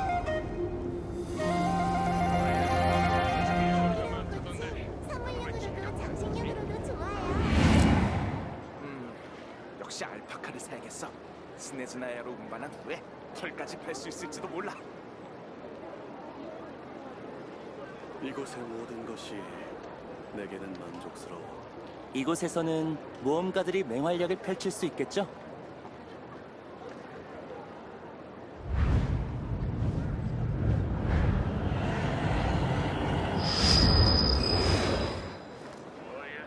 오류 발견. 역시 알파카를 사야겠어. 스네즈나야로 운반한 후에 털까지 뺄 수 있을지도 몰라.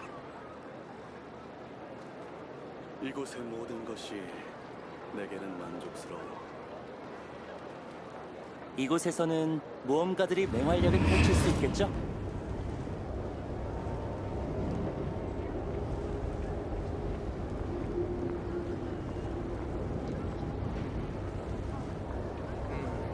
역시 알파카를 사야겠어. 스네즈나야로 운반한 후에 털까지 뺄 수 있을지도 몰라.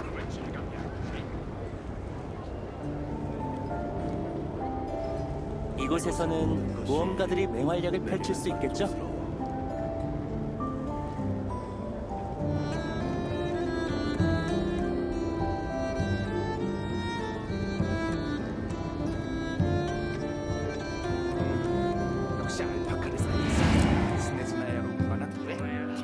수 있을지도 몰라.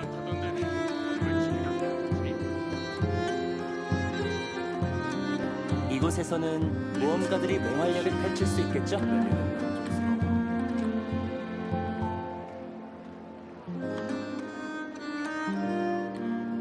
유령을 두려워할 필요가 있나요? 그들은 그저 과거의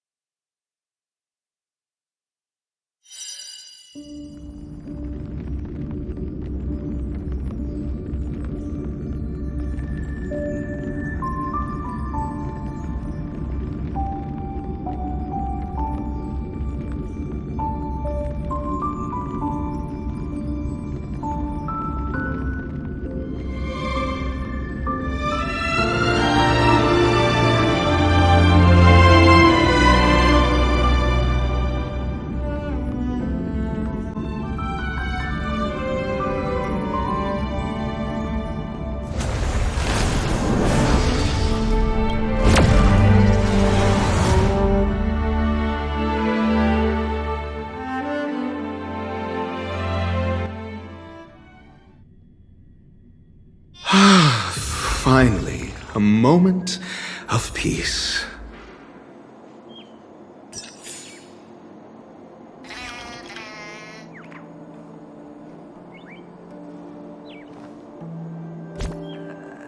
Doctor!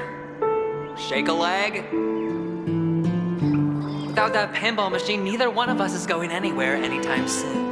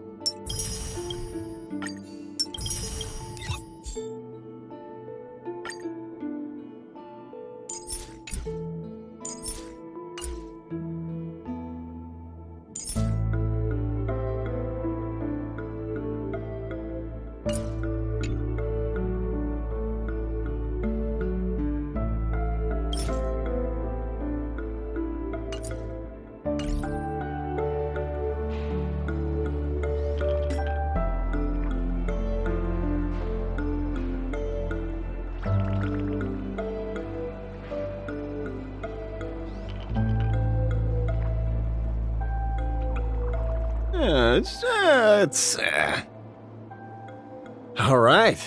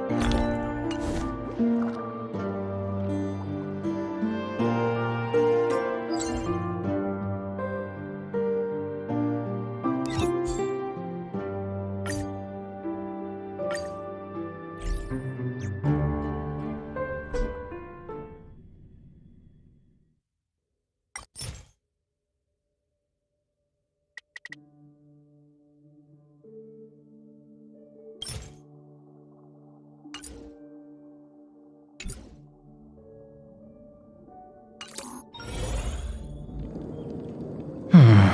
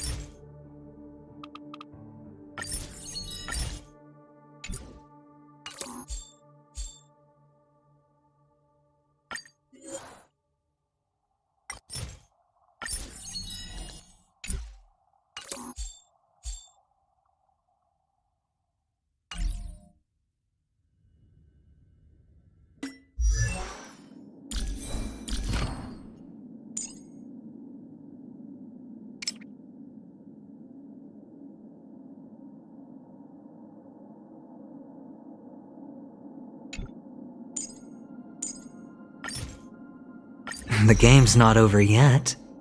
Let's raise the stakes, shall we?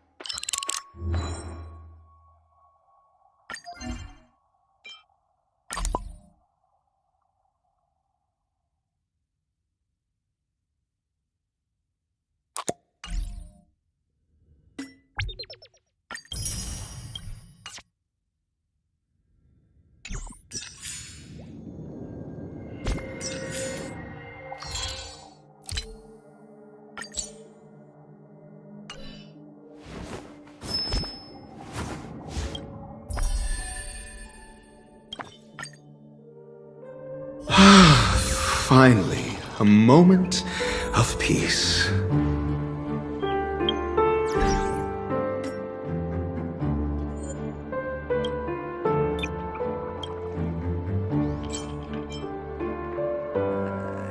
Doctor, shake a leg.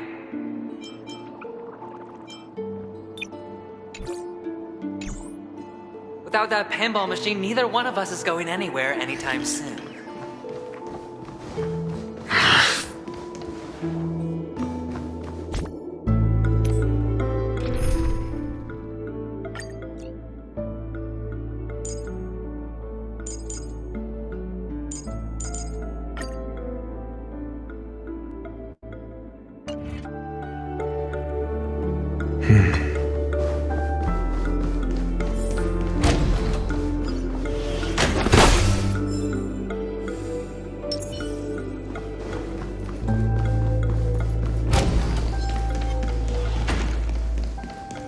That's it.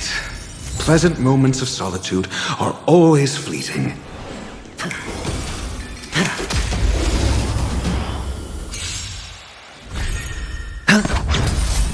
Let's test your knowledge.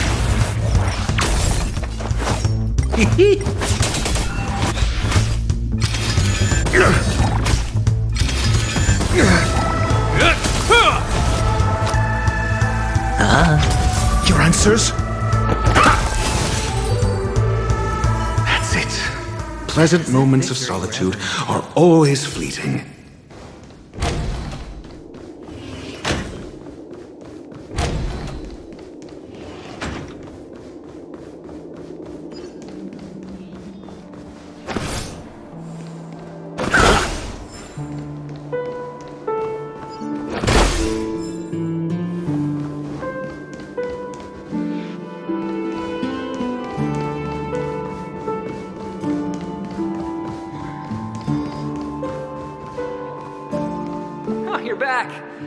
just place it here. Thank you.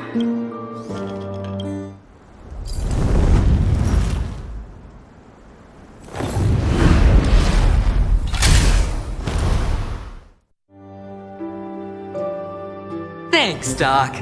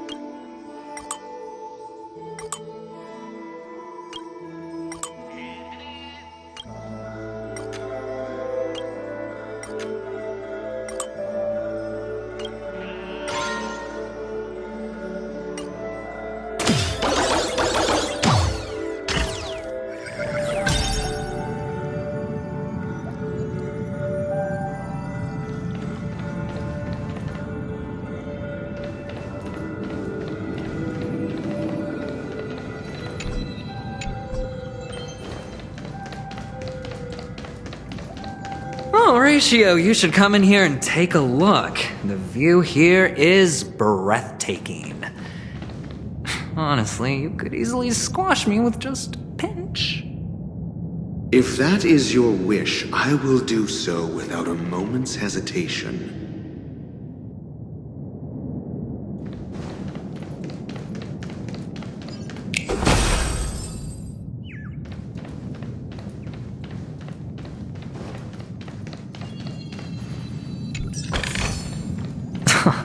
This is hardly enough for a seat at the table.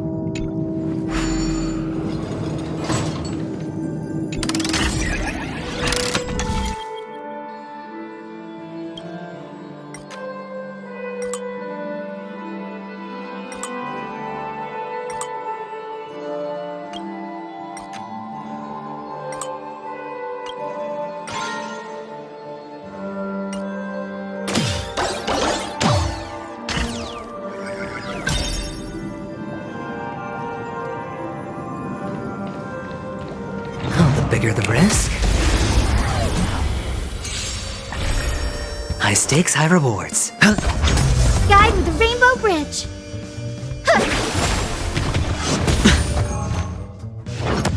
Ouch! Watch your head.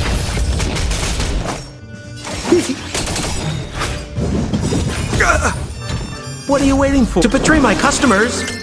I charge extra.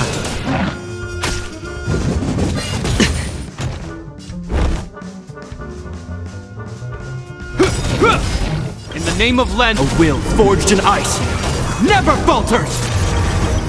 Spend freely. Have some sunshine. I owe you. The dice have been cast. Bust. Or maybe I'll take it all. It'll heal. Watch the face. May this dispel the gloom, restore the skies. I owe you. Watch your head.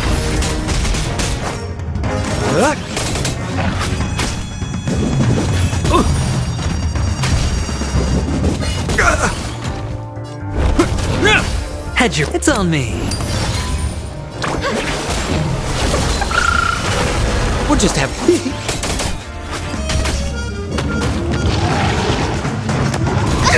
Ouch. All in. Sure, I'll play along. Spend freely. The dice have been cast. Bust. Or maybe I'll take it all. Watch your head. It'll heal. This ends here.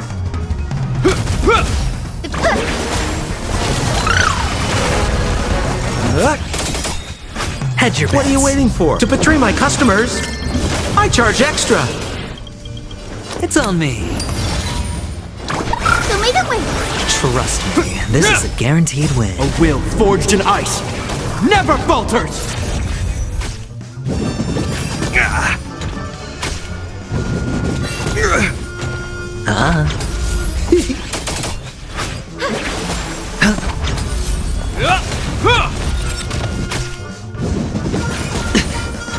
all in.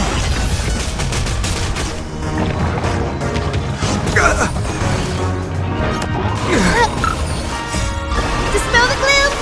Restore the skies!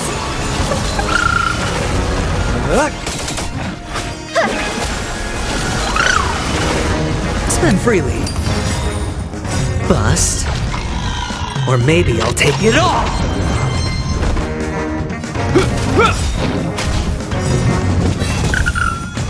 In the name of Len, a will forged in ice never falters! Watch your head. No dirty tricks. All in.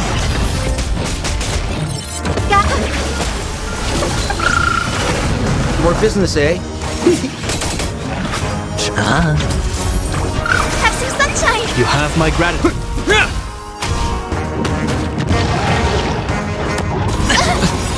May this dispel the gloom! Restore the skies! I owe you. What are you waiting for? To betray my customers? I charge extra. Hedge, it's on me.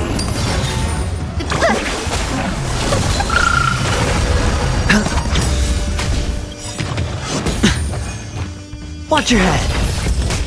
The dice bust. Or maybe I'll take it all. All in. We're just having fun. This ends here.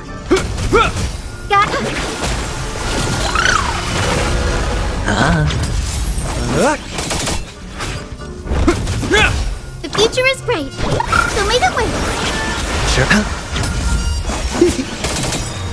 Hedge your bets. What are you waiting for? To betray my customers? I charge extra. Spend freely. Have some sunshine! I owe you.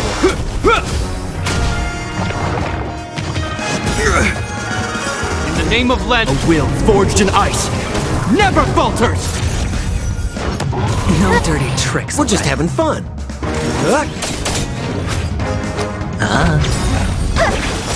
The dice have bust. Or maybe I'll take it all. Watch your head. May this dispel the gloom! Restore the skies!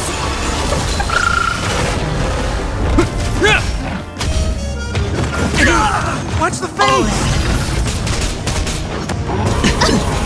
Watch your head. It's on me. More business.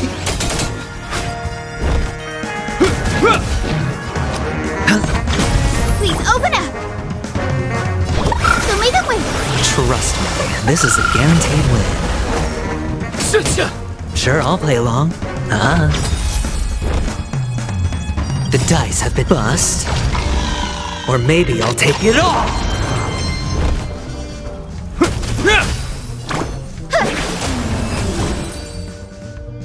Thanks, Doc. Fortune follows luck, just like it always does.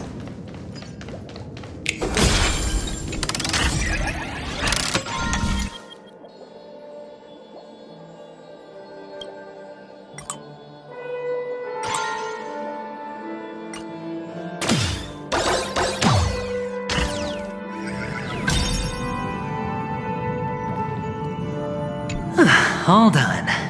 Piece of cake.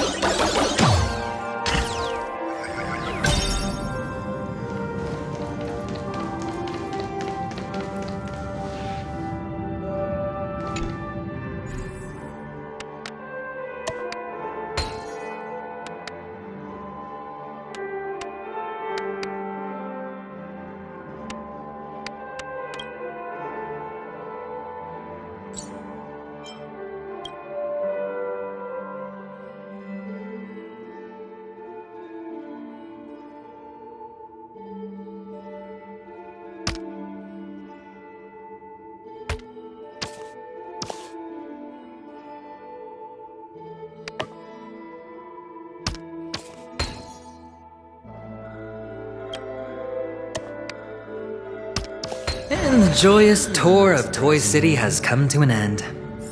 Makes me feel sad. Penacony isn't all bad, right? I'll use this interesting experience as a talking point at the poker table.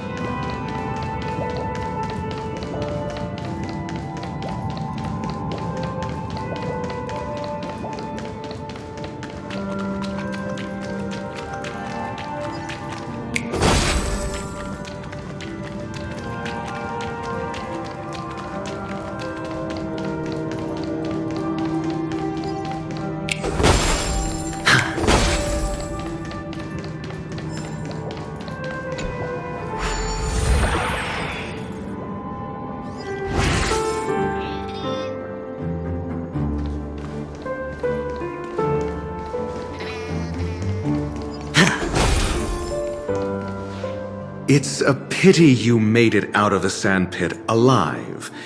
Sunday is just beyond this door. From my limited understanding, he's not someone easily handled. Are you prepared? Yeah. Only I believe he's the one who should be prepared to face me. Tell me about your plan. Yeah. Only I believe he's the one who should be prepared to face me. I don't have a plan. I'll just play it by ear. There are only two kinds of bargaining chips when dealing with people. Benefit or fear. Looks like sincerity isn't in your dictionary. Am I not sincere enough? There's no need to emphasize it. We've got to make good use of death. That man's sister is dead. He won't be able to turn a blind eye, and that's fear. And I'll help him find the murderer. He can't do it due to his status and position, but I can. And that's benefit. On what basis do you believe he's incapable, necessitating the delegation to someone from a rival faction? The IPC? Simple. Because that murderer could very well be a traitor hiding inside the family. Do you mean the Galaxy Ranger whom you accused previously? That was just an excuse, good doctor. There's something wrong with that woman, and we need someone who can keep her in check. It's better to minimize the variables outside our control while we execute our plans. Moreover, I need to know her identity. If I'm lucky. She could be an important pawn. And it's good to have more helpful friends when dealing with this matter. But honestly, the murder case is likely unrelated to her. I believe my standpoint. There's a rat in the family. Otherwise, why would Mr. Sunday arrange a private meeting with us? We'll see. Using Robin's death as a bargaining chip, I'll win back my freedom and power. In the end, I'll ruin this beautiful dream and create the grandest death. If the chance of winning is just beyond this door, even if that chance is close to zero, well, you can't win if you don't play. Ah, the charming audacity. To think that you, of all people, might emerge victorious, dear gambler. 3 chips are enough. All or nothing.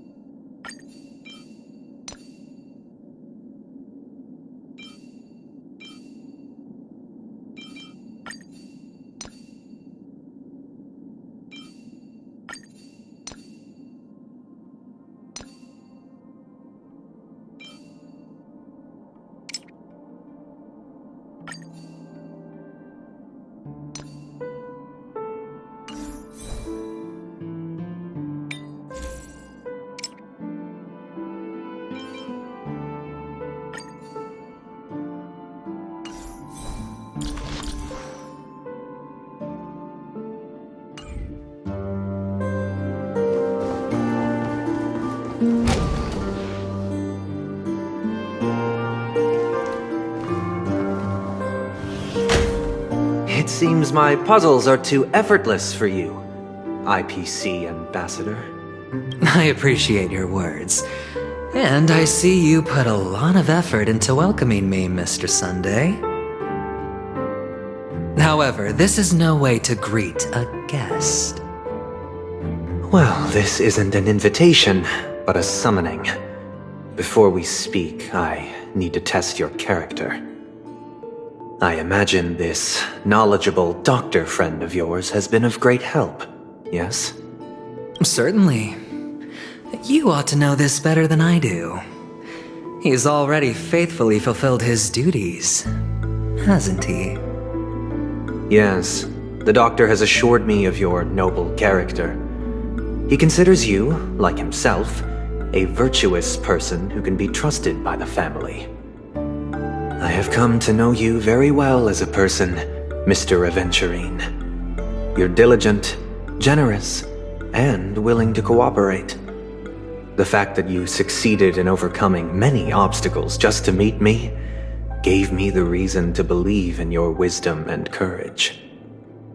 But there's one thing I must ask you. That is, you've used your wisdom at the wrong place to meet the wrong person and put yourself in a situation where you shouldn't be, witnessing a tragedy that shouldn't have happened. You don't look too well. Am I making you anxious? If not, then it means I'm on your side. If I wasn't mistaken, you'd just made a serious accusation against the family. No, you weren't mistaken. For depravity is creeping in around you. There's no need for us to be evasive. Let's talk about your sister. Your sister's talent is unrivaled in the world of show business. As you know, her voice has been out of tune since she returned to Penacony. What's more disheartening, who could be responsible for this? Many suspect the culprit is among the outsiders, but I know you hold a different opinion. Now your noble status has become a shackle, preventing you from apprehending the murderer and avenging your sister's death. You're feeling anxious because you're out on a limb. But don't worry, I'm on your side. I'm immensely honored by your concern for me, Mr. Aventurine. Since you're so selfless and generous, I believe you wouldn't ask for anything in return, would you? Well, naturally, you wouldn't incur any loss from this. I just want to reclaim what is mine. My liberty and the personal items under the family's custody, the bag of gift money, and... the box in which the cornerstone is stored. That's right. Cornerstone. I've heard it's a treasured asset of the Strategic Investment Department. A sacred stone that seals the Preservation Emanator, granting significant power, and every liquidation specialist holds one. For an object so precious, it probably comes at an even higher price than other forms of recompense. Well, I'm sure you're aware of the high level of risk I'll be undertaking to bring the truth to light. Mr. Aventurine, when you're out and about, do you always make adjustments to your appearance? Your tie should be on the center line. Your shirt must not protrude from your vest. Your trouser creases should be perfectly straight, and always aligned with the tips of your shoes. Of course. But I don't, because it's not appropriate to do so in public. You should make sure everything is presentable and in order before leaving the house. I'm not the kind that takes risks. The cornerstone must be in the custody of the family. No room for negotiation. Please, don't let me turn you down twice. Sure. The gift money is good enough. I suppose you wouldn't mind that. After all, a merchant can't function without a bargaining chip. You compromised quicker than I thought. Unfortunately, it's a gambler that needs a bargaining chip, not a merchant. I can give you your gift money, but before that, I want you to tell me.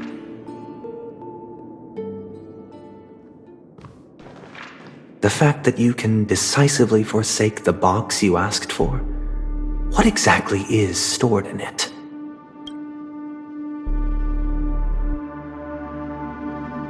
Oh, triple-faced soul, please sear his tongue and palms with a hot iron, so that he will not be able to fabricate lies and make false vows. What have you done?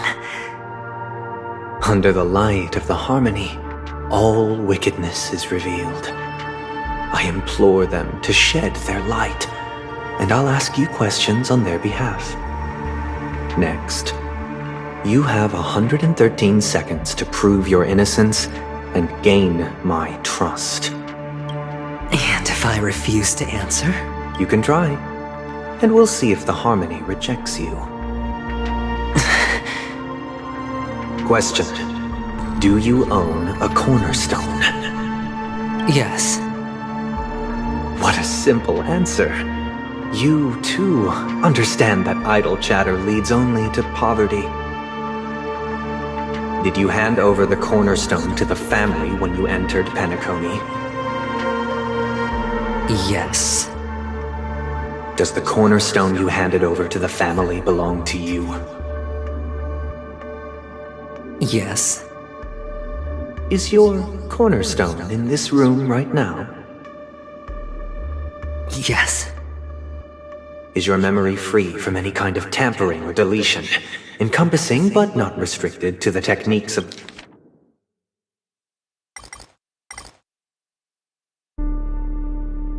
the Garden of Recollection?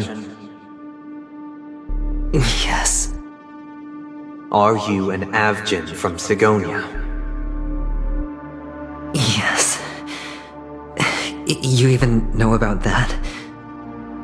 Do the Avgins have any ability to read, tamper with, or manipulate one's own or another's mind?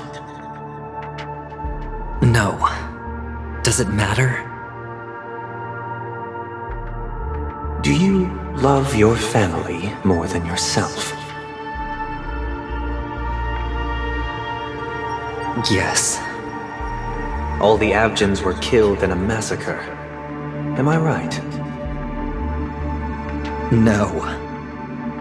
Are you your clan's sole survivor?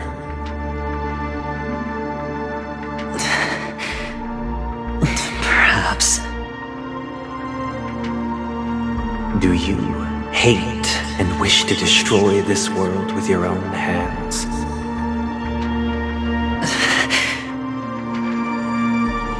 I don't know. Interesting. Now, the final question. Can you swear that at this very moment, the Aventurine stone is safe and sound in this box?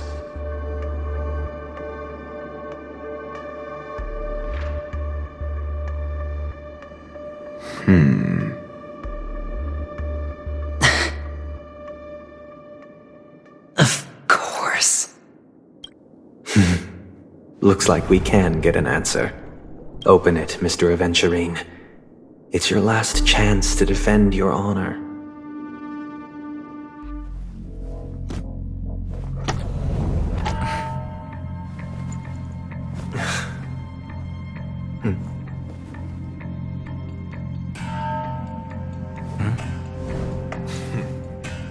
Please.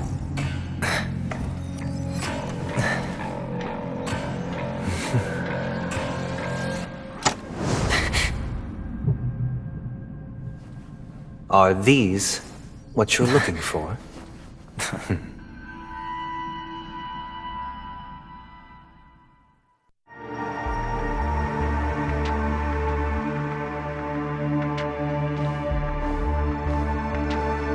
Since you came as promised, learned doctor, does this mean that you are willing to take the side of the family in this farce? What makes you think you can convince me? I've heard you haven't enjoyed Mr. Aventurine's company. I also understand that you're an avid learner who sees the pursuit of knowledge above all. In that case, you ought to realize that a competent scholar knows their position and wouldn't forsake more vital matters for the sake of petty pride. If you agree to assist the family, I'll share our research findings on the Stellaron. You must be quite aware that, besides the family, no other faction is willing to share such information.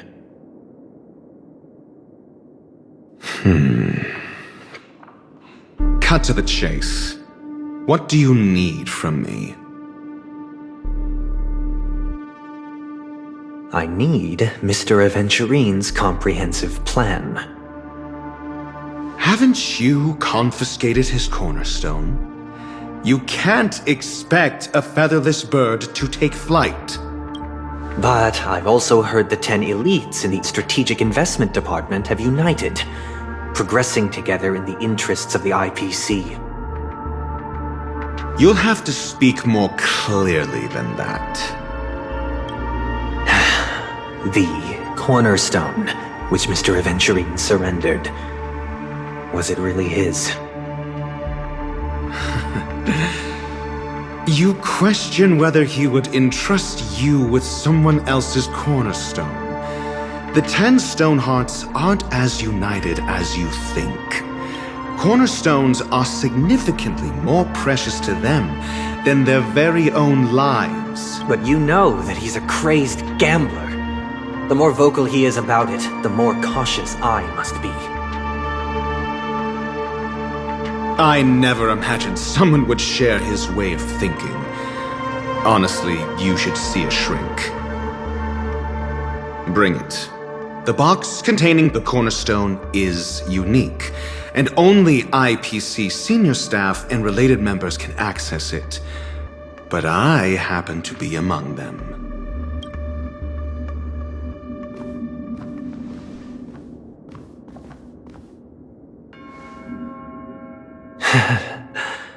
I appreciate it.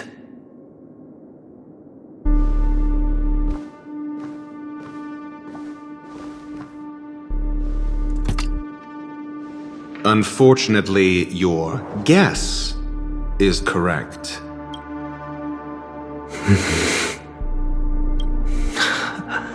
The golden stone. Its color and glow are similar to that of Klepoth's body. This is the very ruse he intends to use to fool you. He won't reveal to you that the 10 Stonehearts chisel their own will into the cornerstones, granting them an unparalleled radiance. And this golden stone is also known as a topaz, not Aventurine, and it belongs to Topaz. So, do you wish to confront him? Not at the moment. I'm more interested to know the location of his cornerstone. The safest place somewhere you'd never think of. Because he never intended to hide it. In fact, that cornerstone has been in your hands from the very beginning.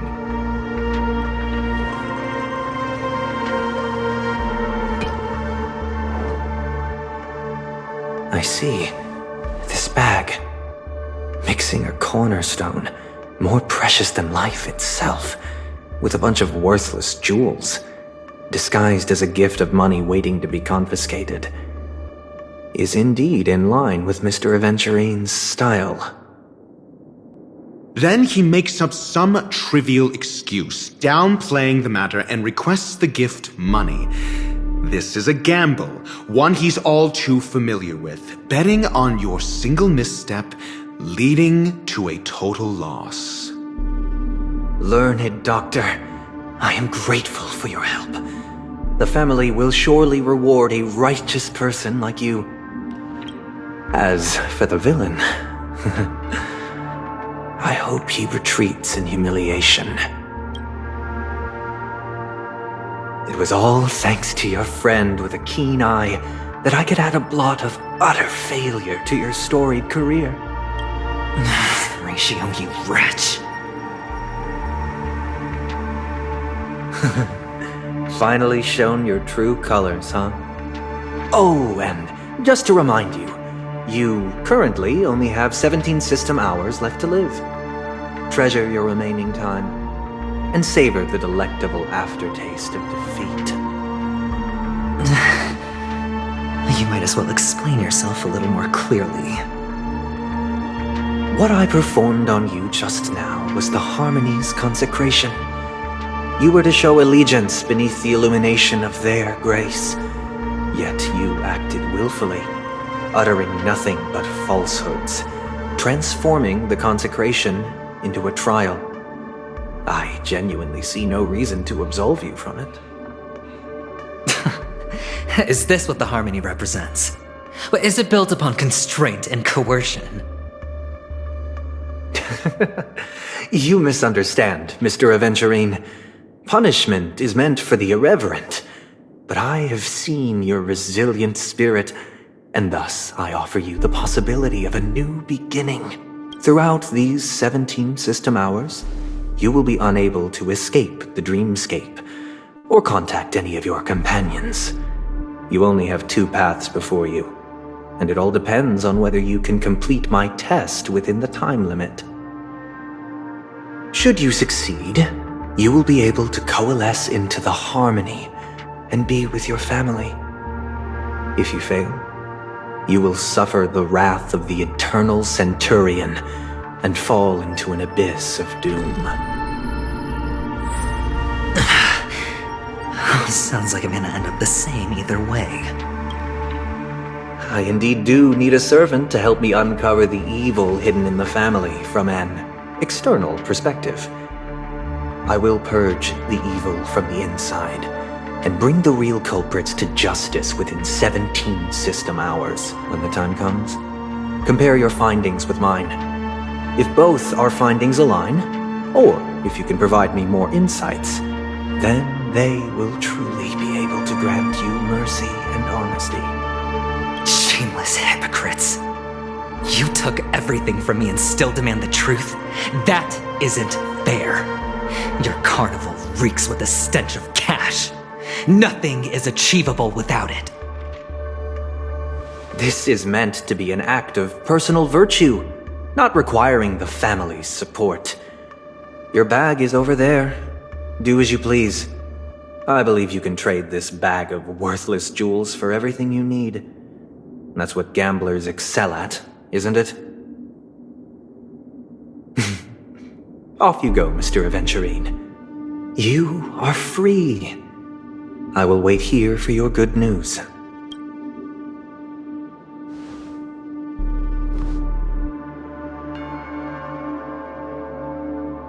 This meeting isn't an interrogation or a negotiation. It's an outright execution. Why would I do that, Mr. Aventurine? I'm just wondering what a passerby who stumbled upon a scene of a murder could have found out. That's all. By the way, before you go, I have a personal question. What is it now? Do you truly wish to bring about the destruction of this world? Kakavasha! Where did you go? Oh, are you injured? I got it back, sister.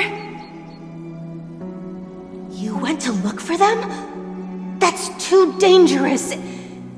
It's just a necklace. It's neither food nor water.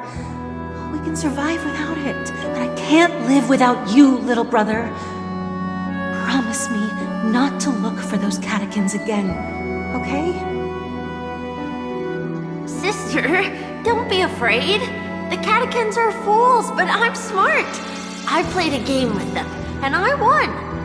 Won? What happened exactly? Tell me. I made a bet with them. The two birds in the desert and me. Who will die first? I won. They suspected me of cheating, but I didn't. I won fair and square. Of course. Of course you'd win. You've always been a lucky child. Gaiathra Triclops must be watching over you. But that's no reason to push your luck by going up against those bloodthirsty, cruel catechins. Have you forgotten how Mom and Dad... Look, this is just a necklace. But Kakavasha, you are my only family. I'm sorry, sister. I thought you'd be happy. Because Mom left you this necklace. There'll be no next time. It is important, but not as important as you, my dearest brother. I don't blame you, but you must remember what Mom said. Pain and poverty are the trials of Gaiathra Triclops. She has also granted us a chance, and that's your good luck, Kakavasha. Your good luck is the most precious wealth we, all Avgin, have. You're a child blessed by Gaiathra Triclops and can lead the clan to happiness. So always remember to protect yourself and never resent the pain and poverty you're going through, all right? Listen to me and swear to Gaiathra Triclops. Okay. We'll swear to Gaiathra Triclops to protect this wealth. But sister, if Gaiathra Triclops was really watching over us, then why did she not protect Dad when he was swept away by the quicksand? After all, Dad went to the Catechins' land only to prepare for Gaiathra Triclops' offerings. And where was Gaiathra Triclops when Mom was shivering in our arms? Mom was still pleading for Gaiathra Triclops' forgiveness under her breath until the moment she closed her eyes.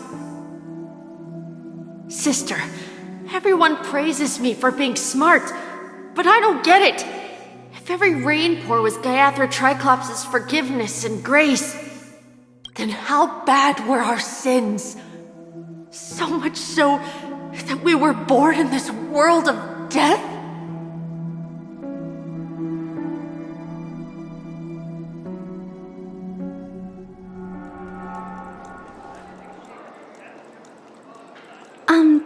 Excuse me.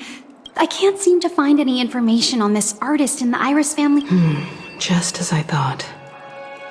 I'd like to ask, what kind of Are you referring to the records when you enter the dream pool? The equipment will monitor physiological indicators, such as heart rate. I apologize. The hotel does not have access. This information is managed by the Bloodhound family. Looks like nothing can be found. At least we know. Thank you for your assistance. Fine? Sure enough, no one knows about, but that Miss Firefly is truly mysterious. There's no information on her, and she's also in the running for the legacy. How is she going to sneak into the dreamscape unnoted? Is there any other? The Memo Keepers have abilities that are difficult. The hacker girl from the Stellaron Hunters used extraordinary... The Garden of Recollection. Who are you guys? The Bravo team has arrived. Armed evacuation? What do you know? Help! Help! Hey, check it out. To all guests, the IPC will be conducting special operations within the hotel. Please follow the staff in charge of evacuation to the designated safe zones, or compulsory measures will be enforced. I'll request a beating for you lot! You've been told not to drink during work hours. Take him back to the hotel room. I'll organize a meeting later to properly go over how this incident report should be written.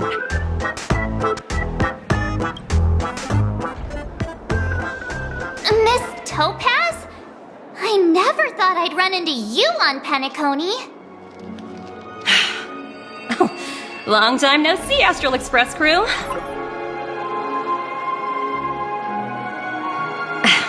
It's fine. Do as I ask and try to avoid any conflicts with the family. Report to me before taking any action. Yes, all right. As you see, the IPC isn't very popular here on Penacony. Cordiality from the family is a mere facade. The former frontier prison has turned around and cuffed its shackles on the IPC staff now. Only Aventurine, who carries an invitation, is allowed to attend the banquet. An entourage like us, we can only sit around in the reality hotel, unauthorized to even enter dreams. No wonder Aventurine's scrambling to partner up with someone. The IPC can't back him up in the dreamscape. His situation isn't optimistic, I hear. You're all helping to— Thank you, Miss Topaz. Yep, they're tailing us right now. Why not go and talk to them?